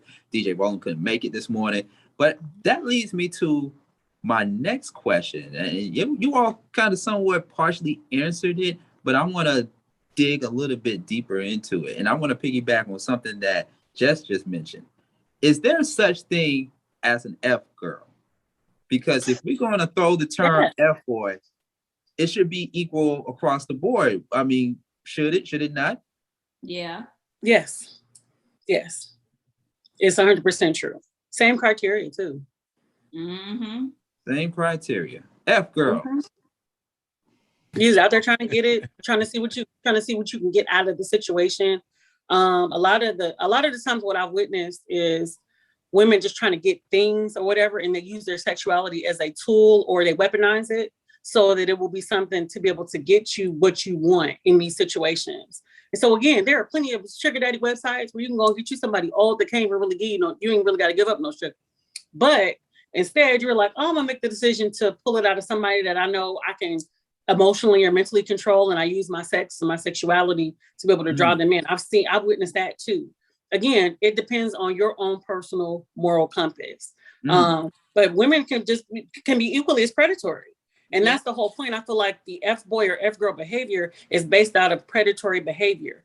There is no respect. There are no boundaries. You're going to get what you need to, you're going to say what you need to say, do what you need to do to get what you want. So if that's sex, if that is material goods, whatever, you're going to do that and be like, thanks. And then you discard that person after that, whatever, I got what I needed, or after that need has been fulfilled. And then you move on to the next person or victim. Jess broke it down. I like that. Well, you know what? I think, you know what, Jess? I think I attracted a few F girls in my lifetime. I think I have. Really? You know, and because there's some F girls out there that will look at a nice guy like myself and take advantage of what he has or what he could bring to the table. I've been in those circumstances and situations at the time, you know, and it wasn't just the sex. It could just be something where, you know, I'm just going to go out with this guy. I'm not really attracted to him, but I'm just trying to get a free meal. I'm just trying to get out of the house. Oh, yeah, absolutely. Oh, that free meal thing is a whole situation. Don't let you be hungry. You want some crab legs? Just go like, you hungry? You feel like going out? Or you want to go to the Juicy Crab? Oh, yeah, it's the whole thing. It's the whole thing. Man. it always start with, like he said, that I'm bored. What you doing? I'm just bored. You want to go out somewhere? It always starts that way. Mm. But And as a it's like, man, once I come over, you want some company? No, thank you. No, I don't want any company. I'm great. but as a man, once you get to the point in your life where you realize that every woman you come in contact with or might like you, you ain't meant to sleep with every woman, it opens up your brain to see more things. Because once you can't be manipulated by sex anymore, it deduces F girls in your life, because ultimately we all, most men are trying to get to the sex. Once it's not weaponized, like she said, anymore, then you start seeing things for how they really are, and then you start realizing, oh, she don't bring to the table what I would want. And like RJ said about standards, once you stop moving the line on your standards, a lot of BS can't come your way no more, because you're standing fast on that standard line. Right. And also I feel like there's an oversaturation of information shared in ways that it's just like ridiculous. If you gentlemen knew how many DMs we get through all sorts of social media, you post a picture fully clothed. I got on a nun's habit, but I might have on some lip gloss. Man, them lips, they just look so amazing. Everything is covered. This is covered. This is covered, and all you see is my face. He's like, wow. And then and then don't add in the penis pics. It's like you can get penis anywhere, and so you have to bring something to the table besides you swinging that thing around, thinking I'm going to be enticed by it. It's not that serious. And so meeting, especially men, I'm 39, but meeting men over 40, they are worse than the 25-year-olds. In some ways, in regards to how thirsty they seem for, are you a virgin, sir? And if you are, that's another conversation to have. And there might be a point where we could have some great discussion, a great, a breakdown of what that means and why you're still there at 40 years old. However, you being just a true hunger for what you've never had from me specifically is annoying. Again, you can get penis anywhere. I want you to bring something else to the table. And I'm sure for, men like, a lot of men talk about, well, we got to be attracted first. We don't got to be attracted. I don't want to have to desire you sexually. It's 100% a part of it for us too. It's just not the totality of it's not what drives us if we're really looking for a relationship. Yes, you're attractive. That's why I swiped right or left. That's why I engaged in conversation in the chat, etc. But it's not the totality of why I'm trying to get to know you, because attraction can come from anything. And then if you're a good enough man, you may not have had whatever it is I thought I wanted, height wise or whatever, but if you're a dope individual, that pulls me in, and then you're Idris Elba in my eyes. And then if you get away from my man, that's my man, get away. And I'm gonna set up the guard dog. So I'm like, you gonna want him, I know he's amazing, blah blah blah blah blah. But I think I feel like our views are always so lopsided, and they never really match up to what you actually really want in the end. You want somebody stable, you want somebody honest, you want somebody kind, you want somebody that's willing to go the long haul with you. And I feel like we let so many other things happen before that, about financial status, looks, how quick we're willing to give up sex and all the other stuff. And I think it takes away from us actually really getting to connect with somebody. I want to piggyback on something you said just a few moments ago about when you all were young girls, little girls, you all were taught to respect the temple, to protect the temple, right? Us guys, we were taught, or guys like myself, maybe RJ and Mario, I can't speak on behalf of every guy, but I know coming up in a Christian family, I was taught to not have sex until you get married. But then I had some fellas tell me, hey Sean, whatever you do, when you go in on a woman, or when it goes down, make sure you wrap it up. Make sure you wear a condom, protection, whatever. One of the two. Either wrap it up or wait until you get married. And so we were taught so many different things coming up in our adolescent stages, all the way up to adulthood. It could kind of somewhat be confusing at times, because you're taught one thing and then you're taught another thing. And then that whole curiosity kills the cat. As you get older, you be like, I know I was taught to wait until marriage. Now I know I was taught to be celibate. But I'm just curious to know what it feels like before I get married. Because there may be a situation where, you know, you get with somebody and you still want to wait until you get married or what have you. You get with somebody, this person is the one, treat you with respect, treat you with kindness, all type of things, right? But you may not know how they put it down in the bedroom until you all get married. And I've heard stories of I waited 5-6 years. And then once we got into the bedroom, it wasn't what I thought it would be. Tragedy. Make Tragedy. it what you want it to be then. Make it what you want it to be. There are tools that can be utilized to enhance one's experience if the participants are open to it. Yeah. That's what I was about to say. Some people are stuck in their ways, and you can be the most open and say, hey, I want to help you get to where I'm at. Let's explore together. And some people, like she said, have been taught by certain people that you don't do this, you don't do that. And there's no taking them out of that mode in that moment. What do you do when you run into that situation? You just stuck because they refuse to, open up. Well, then you go open up somewhere else. You go open Just up like somewhere that. else while you are legally married. Stuff. Yeah. That's what I was like, just like that. Yeah. Just like that. Just But just you go. make sure you let them know, hey, you're not willing to open up. I don't want to leave you, but can I go open up somewhere? So you basically asking that person, hey, can I be an F boy?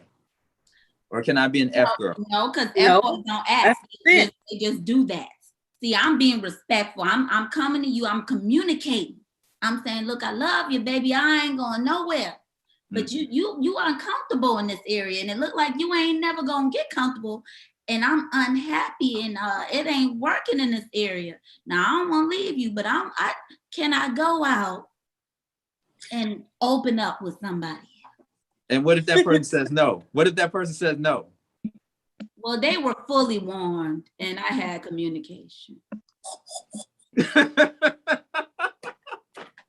Now, if that situation was flipped around and that was a man coming, that wouldn't work. You wouldn't like that if somebody came and said that to you, because you'd be feeling like, what did I not do? Y'all might as well just break up. That's not that environment is gonna become To each his toxic own, brother. after a while. To each his own.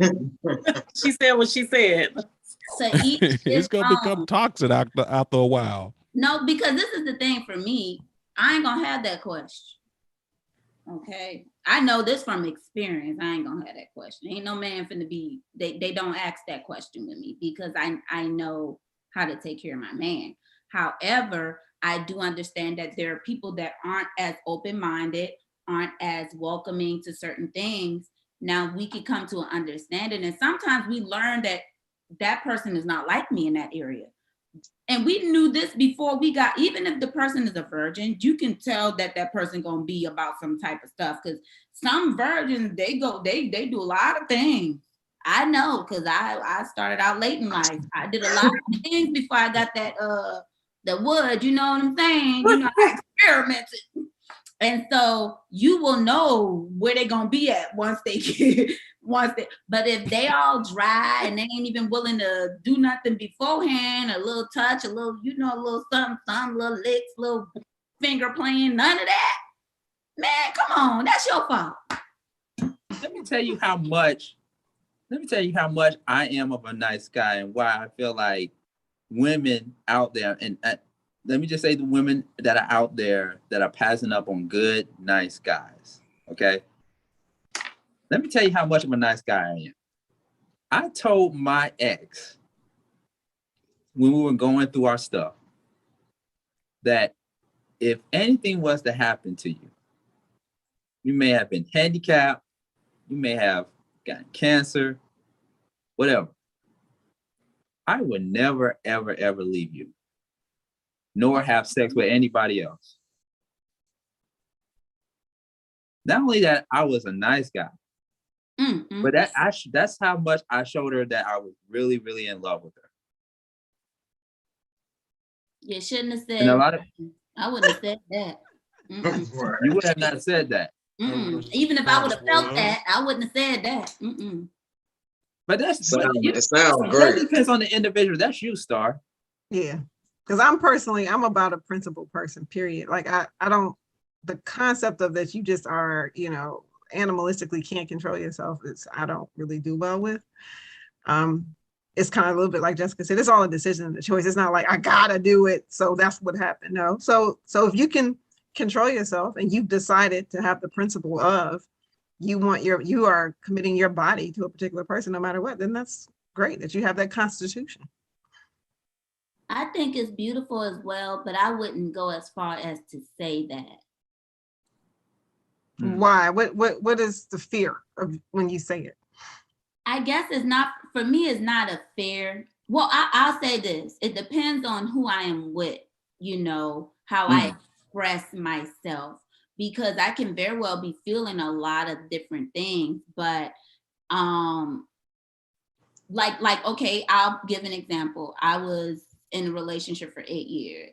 After learning him and knowing how he receives information and what love looks like to him, I felt like I could die for him. Like I would do anything for him. And but at a certain point, I didn't express that, and not because I was afraid, but also because I realized he didn't receive the words.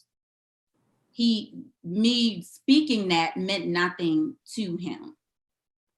That wasn't his language. If that makes sense. Yeah, so that's a specific situation that makes sense, I guess. But you, in recommending that someone not say it, that felt it, I guess I'm just trying to get at what would be the reason. In your case, it was because it wouldn't have made any difference in your estimation. Yeah. It wouldn't have helped you, but in the case of the brother here, he's saying, he said it, and you're saying that's probably bad. I'd like to dig a little deeper with that, because that's the nice guy. I didn't say it was bad. I said I wouldn't have said that. I wouldn't have said that. That's all I said. But so he was with somebody different than the guy you were with for 8 years. Obviously, it didn't matter because he says she's an ex. I thought that was the point to get to. That's why she ex, because he said that. That's what I was trying to get to. Is that what you're saying? Okay. He went too far. He gave her too much information, because that's generally what nice guys like to say. Oh, I was so nice. That's why I lost. That's why this. And that's what I'm trying to see if that was what the indication was. Oh, so you saying what I just said is probably the reason why she went stage left. Maybe that was a part of it. Maybe that was a part of it. I guess is what I was asking. I don't know. It's what I was asking. If that was why he maybe shouldn't have said it, because I was in the moment. I was in the moment. I was being sentimental. I think see, this is the thing that confuses me. This is the thing that confuses me when it comes to communication between men and women. Women want to hear what they want to hear, right? And we tell you all the truth. We tell you all the truth. Like Star said in the season finale, just be direct. Yeah. We are direct. No. We telling you. I told you weren't direct. And no, you weren't. Even in the last episode. So bring some clarity to the table then, Star. What are we doing wrong? Sean, I done told you this 50 million times now. Is that how many? Not being direct. You are not being direct. Sean, on one of what episode was that? Me and Sean went back and forth and we played it out, right? Like, him talking to me, being direct, and me receiving it. And he was just like, the example we had was, when a woman says that she's busy, right? And she could very well be busy, and we prioritize different than men. Shit, if we got other things to deal with, you're gonna be in the lineup, okay, accordingly to what is primary to us. Now, we might be interested in you. However, if we have maybe our kids to deal with or something already set up, I'm not going to stop what I'm doing just to appease to you. So Sean was saying, oh, well, maybe you know, it might be something else. She might be busy with a man. And I said, well, won't you just ask her if she's occupied by a man? So we're playing it out. And Sean is on there talking about, so I'm like, yeah, I'm busy. And here goes Sean. Well, you got something you want to tell me? No, that ain't direct. That's not how I said It's not. it. That's not how Sean How you said said it, Sean? Tell us how you said, said Come it. on, come on, you know, what's come on on, your brother. mind? Talk to me. Big What's play. going on? What's on your mind? No, that's not I'm direct. busy. That's not direct. No. What's the I'm question you just really simply want to asking answer? the question. What's the question you really want the answer to? What you What's doing? that? What was the question you really wanted the answer to?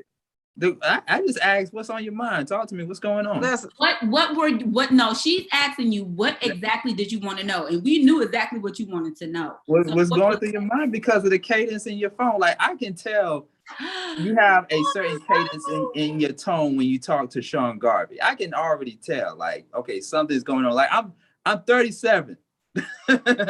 So I have mastered in the art of communication with people that people's cadence and tone switches up because of something that they are not telling me.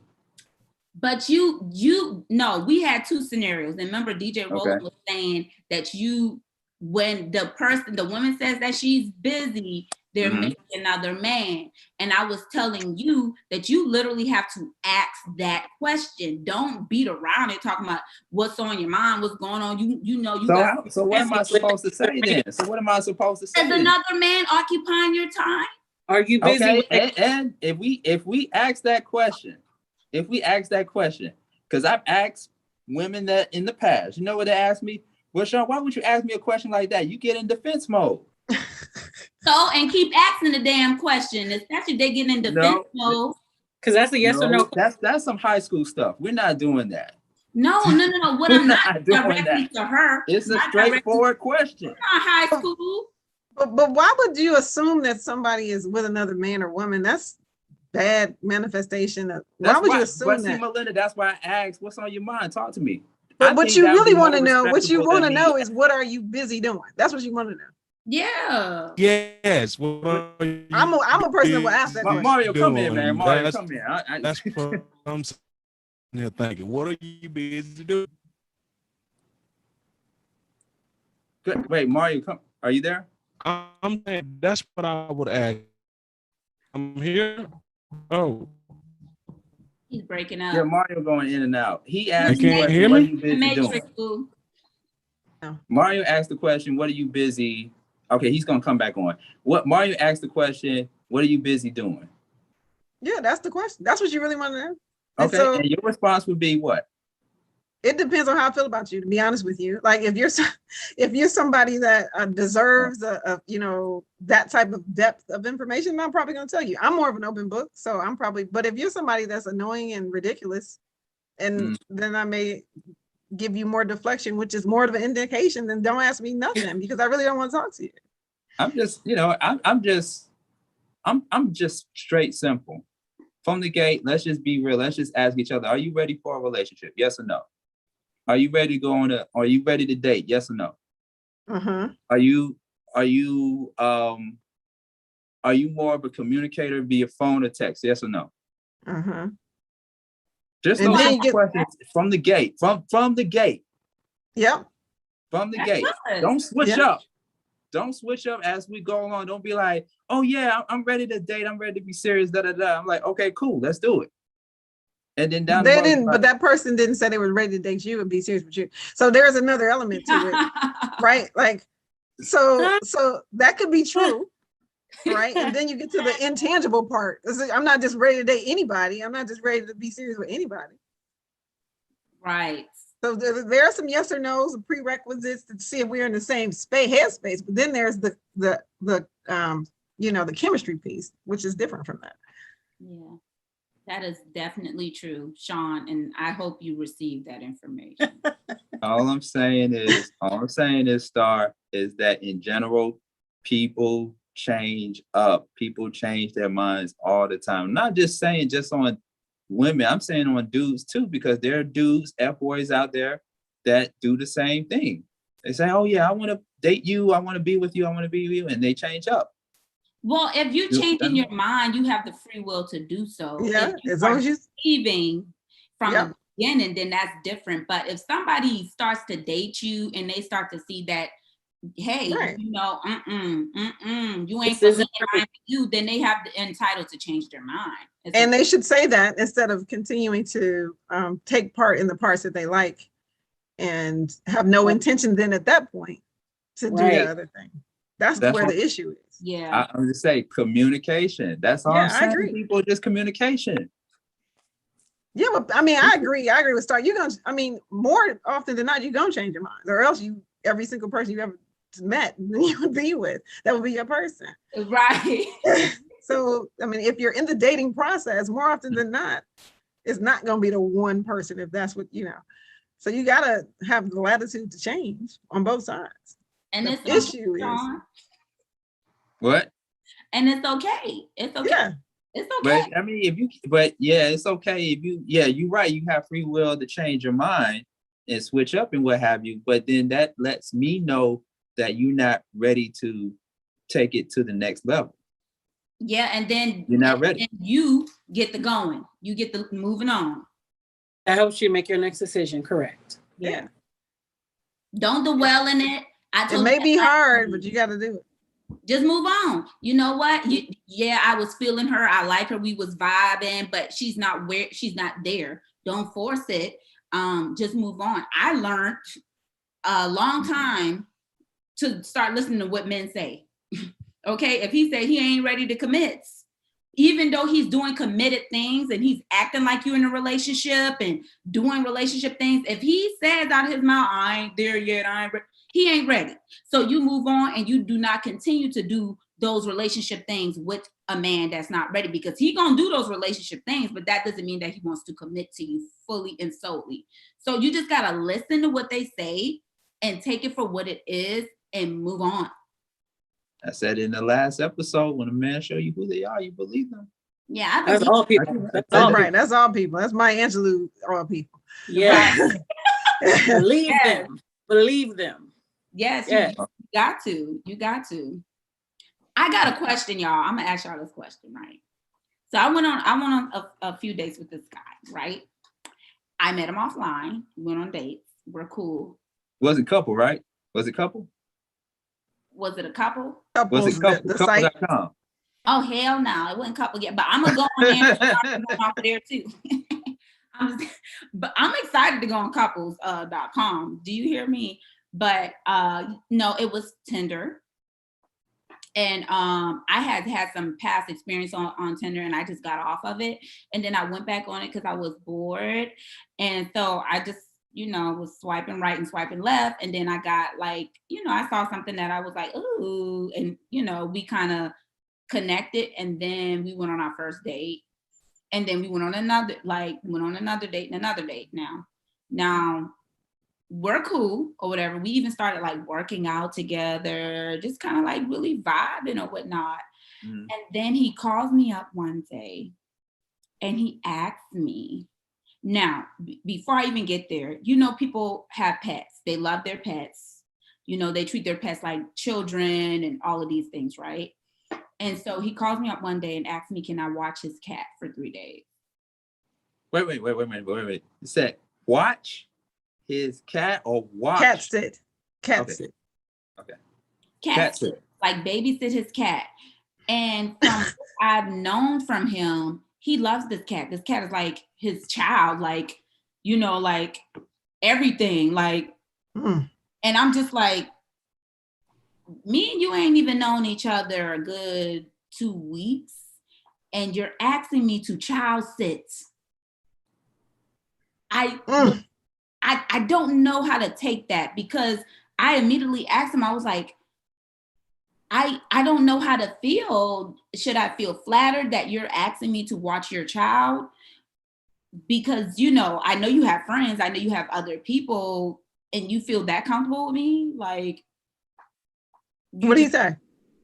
He was like, yeah, he said from my experience and stuff, you seem pretty responsible and dependable. And I said, or is it you asked everybody that you could ask then you ask me last, like, you know, well, shit, I'm all out of accent. Let me just throw it out at her, which is even more bad because I'm like a stranger watching your child, but whatever. And he just kind of laughed that off. And for me, you laugh it off. I'm thinking, okay, that must have been it. Like, you know, I was at the bottom of the totem belt and you just kind of like, ooh, ding, ding, right? And, you know, he was just like, his initial answer was he thought I was responsible and he felt like his cat would be safe with me and I would take care of the cat, not harm the cat. But my feelings is, I don't know you, you don't know me. I have a daughter. I'm not just gonna let some dude I started dating hold my daughter and be like, hey, can you watch it for 3 days? And these people love their pets. They love them. Pets got their own room. They got a veterinarian doctor. They take them out on trips and vacations. So for you to love your pet that much and put them in my hands, I don't know, y'all. That I'm. What y'all think? You don't want to deal with that cat litter. You don't want to deal with the work. Those spoiled ass cat. This is, cat was spoiled anyway. You don't want no spoiled.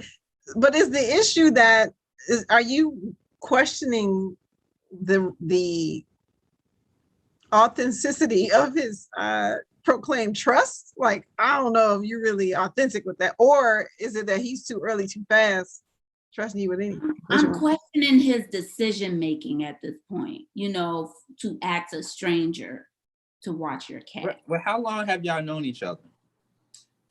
Less than 2 weeks. 2 weeks, she said 2 weeks, about 2 weeks. Less than 2 weeks. Mm-hmm. That's really soon too. And we went on 3 dates and we worked out twice. So I guess we could say 5 days because we worked out twice together. Damn. And y'all put a lot of time and effort in those 3 weeks, 2-3 weeks. Jeez. Enough and already he's sit your cat. Damn. I'm just asking because maybe you know, I might be wrong. You know, I might be. I don't know. I mean, I could see if he asked you, hey, I want you to meet my mother. I think that would be a little bit more over the top. Not maybe, but that's over the top versus, hey, can you watch my cat? Can you cat sit? Okay. I don't know. You're saying that I shouldn't make a big deal out of it.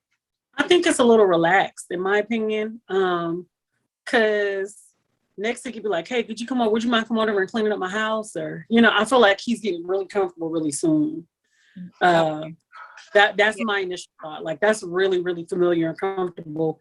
Because again, even though it's just a cat, it's still a cat. It's something that he values, but it's kind of like something off his chore wheel that he's handing over. Like, hey, do this for me real quick for 3 days while I'm out of town. You don't know me from Adam. I could be a cat killer. Well, have you expressed have you expressed a love for cats too? Like, sometimes people are like that. They're like, oh my God, that's all you guys have talked about is cats, and you have cats too. And that would change the context, I think, if it was like that. And then for me, I don't have no pets. I ain't had no pets since I was little. Like, I don't know how to watch a damn pet.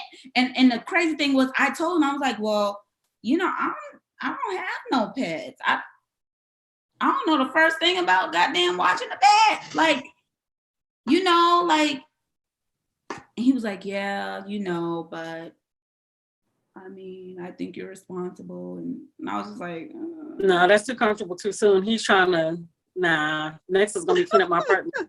I would say if I'm a cat owner and I don't have anybody to watch my cat, but I know you, with whether it's in a short amount of days or months or whatever, I probably would consider that. Like, hey, can you watch my cat? In exchange, can I wash your car? Like, let me do something for you if you watch my cat. Like, let me wash your car. Let me cook for you for a week or two.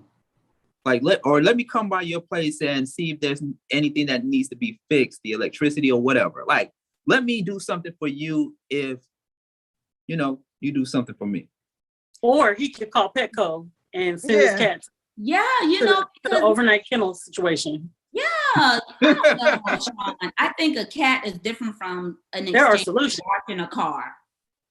Especially if you're in love with your cat like that, like you consider it like your child, you know, because some people don't have kids and they consider their pets their children because they don't. If you considering this cat like your child and you letting a stranger watch your child, I mean, I don't know. I'm just saying. And I don't know which way to go with that because I thought, you know, it was working, you know, but now I'm just like, maybe you're not making the right choices in life, asking me to watch your children and you don't know me. Well, follow your gut and intuition. So no first and then see what happens. Yeah. Just say I'm busy, just like you tell the other guys, just like you told me, I'm busy. Right. Because what would he have done 2 weeks Oh, you throwing shade. You throwing shade. before y'all met? Huh? What'd you say? What would he have done 2 weeks before you met? What would he have done 2 weeks ago before y'all met? Right. Like what? I mean, come on. I know I'm fabulous. I know I'm lovable. I know I'm, you know, dependable, all of this, but honey, you had friends before me and other strangers before me. Okay. Why you ain't ask them? That's weird. Yeah. And Maybe no. they're allergic to And cats. no. I don't know, Star. And no. There are people that are allergic to cats. But Yeah, like maybe none of those questions were asked. But that's true. I mean, I would ask a woman, hey, are you allergic to cats? Are you allergic to dogs? Any type of pets? He did say this. He did say, so how do you feel about pets? And I was like, whenever somebody asks, you know what? Whenever somebody asks that question, the answer is, let me guess, you already have a pet, right?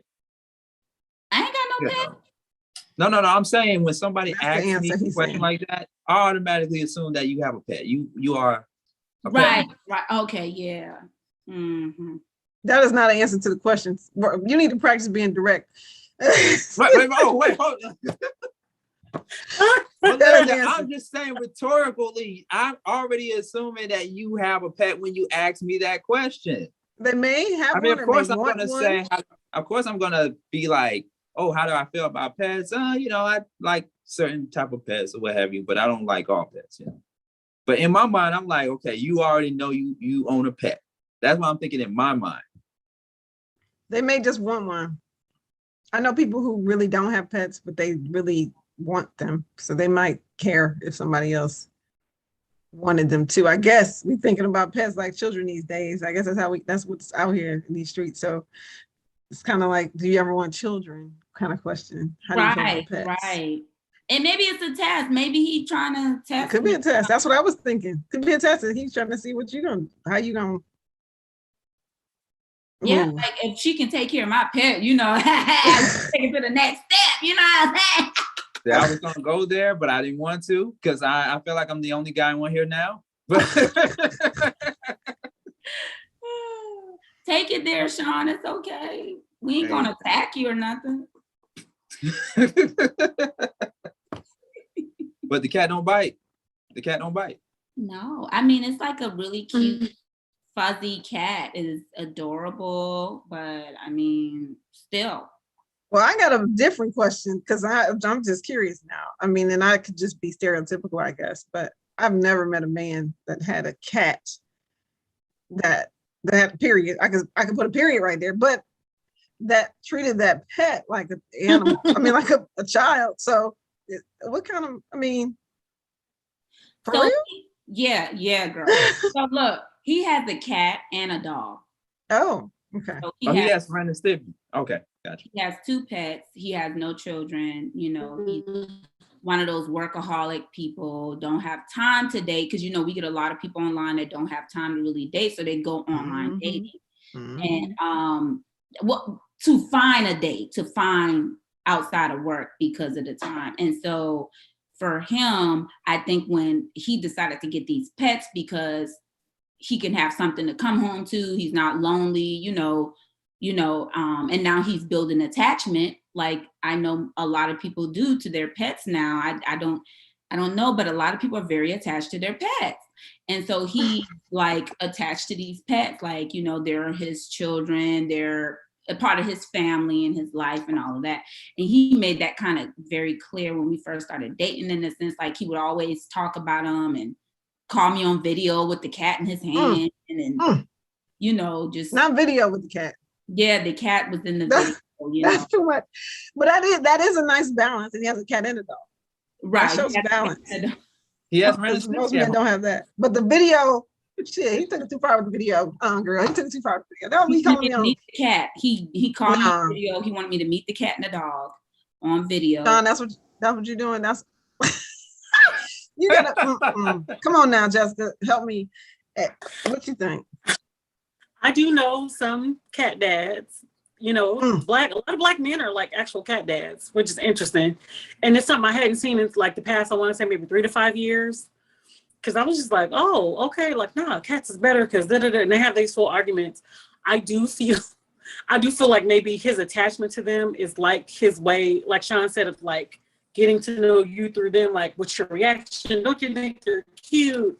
Da da da da da. Like I'm trying to get into his mindset or psyche to understand where he's coming from. But again, I do feel like this is too soon because it'll just be again like, hey, watch my kids for me real quick. I'll be back in 3 days. Excuse? No, because I don't know you. You could be a cat abuser.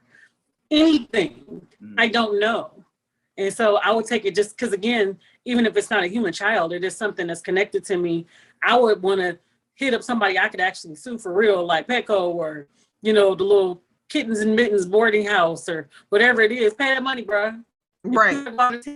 They need to be able to go somewhere where I can be able to, hey, this and this happened. This girl I only met her 2 weeks ago. How shabby is that argument? I'm thinking that far ahead. If you decide to go sue her later, how shabby is that argument? You only met her 2 weeks ago, you let her watch your cat? Did she say she was a cat enthusiast? Did she go to, did she dress up as a furry? Did she know, all these other things about cats, blah, blah, blah, blah, blah. She chooses But that I as think her he's trying Halloween to weave her into his life early. And then then they can tell these cute stories about, yeah, I knew she was the one because she watched my cat after 2 weeks. That's cute and all. But if she's not a cat person, I feel like that's too far. Call your mom. Call your auntie that's a cat lady. Call anybody. Don't call me. Anybody. Like you said, call your other strangers. You say your other strangers. You got other strangers. So I guess. Oh man, But I'm I glad I just don't the own job a cat. thinking about it. You said you're glad you don't have a cat. Hey, the only cat I want to see is. Oh wow. Yeah. Okay, Sean. He's got fresh all of a sudden. Okay. Oh man, it's the Big Break Morning Show, ladies and gentlemen. I see I'm the only guy now in this room here, but we're getting ready to wrap up this great bonus episode of the Big Break Morning Show. All right, so I got a quick announcement I gotta make. I gotta switch up the beat for this one. So Star Kels. Yes, sir. So I shared this announcement to you and a few others from Beat Break Radio. I'm trying to find the right instrumental I think we go with this one right here. Come and Celebrate. Yeah. I told you all offline about some moves that the Beat Break Morning Show is getting ready to make, right? Mm-hmm. Okay. So, we've been rocking out for 11 years with the morning show. You have been with us through all the great moments, the crazy moments since 2010, from one AM station to another, from one internet platform to another. We have covered a lot of great interviews, a lot of great people in studio via Zoom, via phone call, all that great stuff. Been nominated for ATS Hottest Awards nominee 8, 9, 10 times. Just haven't kept count. Sorry. Acknowledging a few magazine, newspapers, and all that great stuff. Still consistent, still rocking on. But I am happy to announce that starting October 4th, we are going to be syndicated, the Beat Break Morning Show. We're going to be syndicated on 101 The Vibe FM in Kentucky. Louisville, Kentucky. All right. To be exact. Yeah. Yes. Yeah, man. Shout outs to the big hit honcho there at 101 The Vibe FM in Louisville, Kentucky, Charles King, for opening the door to us to expand the morning show over there. And we are also in talks with a few other platforms that are looking to pick us up. I won't give all the details right now, but you just got to make sure you follow us on all social media at Beat Break Radio, Facebook, Twitter, and on Instagram for complete updates. But yeah, starting October 4th from 6 a.m. to 10 a.m., we are going to be simulcasting on 101 The Vibe FM in Louisville, Kentucky. Yeah, so shout out to all my people out there in Kentucky. We're getting ready to make Louisville, Kentucky, or just the entire state of Kentucky, our new home. We finna light it up. Awesome. We're gonna burn it up, tear it up. Yeah, man. We're all looking forward to it. Myself, DJ Rollum, Star, the whole crew, the morning show crew. Yeah, indeed, man. So I'm happy. I'm happy we're only weeks away from October. And like I mentioned, folks, the new season of the Beat Break Morning Show is coming October 4th. We are just around the corner for that. So please feel free to send all your well wishes to beatbreakradio@gmail.com or reach1communications@gmail.com, or you can just shoot me a DM at Sean Garvey on Facebook, Sean Garvey ATL on Twitter and on Instagram. Hey, Star, where can people follow you at? People can follow me at She Talk Atlanta on Facebook and Instagram, and make sure you guys check out my She Talk Atlanta group on Facebook. We are lit and we be live. Join me. Lit. All right. Also, big shout outs to Ryan Biswick. Ryan Biswick from Couple, the CEO of Couple, for joining in on the morning show. Hey, you all be on the lookout for amazing events that is coming their way. Couple.com is the website. If you want more information, the online virtual speed dating platform that is available. They will be back up and running in just a few days. I see you shaking your head there, Melinda. Like, oh, okay. This is interesting. Online speed dating. Yeah. I will check it out. Don't come across no F-boys on there. I'm sure there will be, unless they have some type of F-boy, filter, algorithm, weed out algorithm. Yeah, man. All right. But yeah, big shout outs to Couple. We definitely will have them back on. We're gonna try to do some things with them in the near future. So just keep it locked here to the Beat Break Morning Show. All right. Shout out to DJ Rollum, who couldn't make it today, but he will be back with us on the season premiere of the Beat Break Morning Show. All right. And once again, folks, we are simulcasting on thinkingoutloudnetwork.com, thinkingoutloudnetwork.com. Don't forget to download the Podcast FM app to your mobile device. We are available everywhere: YouTube, Facebook, Twitter, and on Instagram. All right. So this has been the Beat Break Morning Show, the Beat Break Podcast. I'm casting on thinkingoutloudnetwork.com. Was there anything else I left out? Yeah. Let the ladies, let the people know how they can follow these beautiful, lovely ladies on here.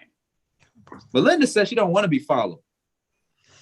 I actually represent Mental Massage right now on this platform, right? So Mental Massage is a self-care, mind, body, soul service for women leading organizations, businesses, and intense households. So my first round to the Beat Break Morning Show was about that, right? Mental health, self-care. And so I am always inviting folks to take a drive by www.mentalmassagewellness.com, mentalmassagewellness.com, or Mental Massage Wellness on Facebook or Instagram. All right. And also shout out to SL Shanta Hayes for always marketing and promoting Mental Massage and all the other endeavors. You make sure you check them out also. And Jess, do you want to be followed on social media? Absolutely. We just want to make sure we want to make sure that we protect you from all the F boys that are out there. No, absolutely. And maybe some F girls that try to holler at you too. I am a soon-to-be podcaster. I did have an internet radio show called Jesting and Things, and my podcast, which is coming up in September, we will be relaunching. And currently, you can check out us on Spotify and catch all our old episodes. Amazing R&B music, all from the B-side of this, of each record that I choose. You know, we got some good prints, we got PJ Morton, we got all the things. But it's Jesting and Things, so you can follow me there and Instagram. So it's JESTING and Things 1 on Instagram, and Jesting and Things on Facebook, and look for me on Spotify, Jesting and Things. And we'll be back up September, rocking and rolling, doing all the things, podcasting and all the good stuff, and lots of great panel discussions, open discussions about great stuff. So I'm looking forward to it. So y'all join me. Okay. Well, hey, can we join you too? Can we do a Absolutely. morning show? Absolutely. I would love that. And I also want to check out Mental Massage. That sounds amazing. I don't know all the details, but I'm definitely gonna be checking that out. Yeah. Y'all got a network. Absolutely. Yeah. They got some great things happening. All right. And also somebody hit me up. Somebody said, shout out to all the cat mothers out there, the cat women, the cat mothers out there. Since y'all want to talk about cats. Not just the cat daddies. Cat mommies. I didn't think that Melinda said that. Yeah. Shout out to all the cat mothers, cat women out there. Yeah. All right, y'all. Yeah. It's the Big Break Morning Show, the Big Break Podcast. Y'all keep it locked. That was lit. All right. Oh my God. Ladies, I had so much fun with you guys. Nice. Likewise. Great meeting you all. Yeah, I'll try to follow absolutely. everybody. Yeah, I have my little follow on there. Y'all follow me, I follow y'all back. Yes. Yes. Can't And wait. love to go when you launch. Let us know, girl. No, seriously, I really will. I do a lot of like open discussions and stuff like that. So I had a lot of great stuff. I just had to take a mental break. So from June to September, we took a break, but I've been going since last September. Great show, had a great time. Decided to just kind of do independent podcasting, but we do open panel discussions on Facebook Live. Like we did one about being over 30 and child free. Oh, good stuff. We did a female panel, a male panel. It brought up a lot of stuff. Somehow we ended up in polygamy. It was interesting. We talked about porn specials because people were like, yeah, they have the little porn specials where I think he made a documentary. But anyway, all that to say, we have fun. It's good, scintillating conversation. Y'all can follow me on TikTok as well, Jesting and Things 1. So JESTING and Things. And I'll pop up some kind of way. You'll see me smiling. Okay. On all those platforms. So I look forward to working with you all very soon. And, don't be surprised when I'll be all up in your DMs asking questions. Girl, come on in. I want to know your question. Sure, way the other guys are doing it, but, business and whatnot. Yeah. And thanks for the invite. I'm here for it. Oh, no problem. We'll definitely talk soon, Jess. All right. For sure. All right, y'all have a good night. All right. Good night. Bye-bye.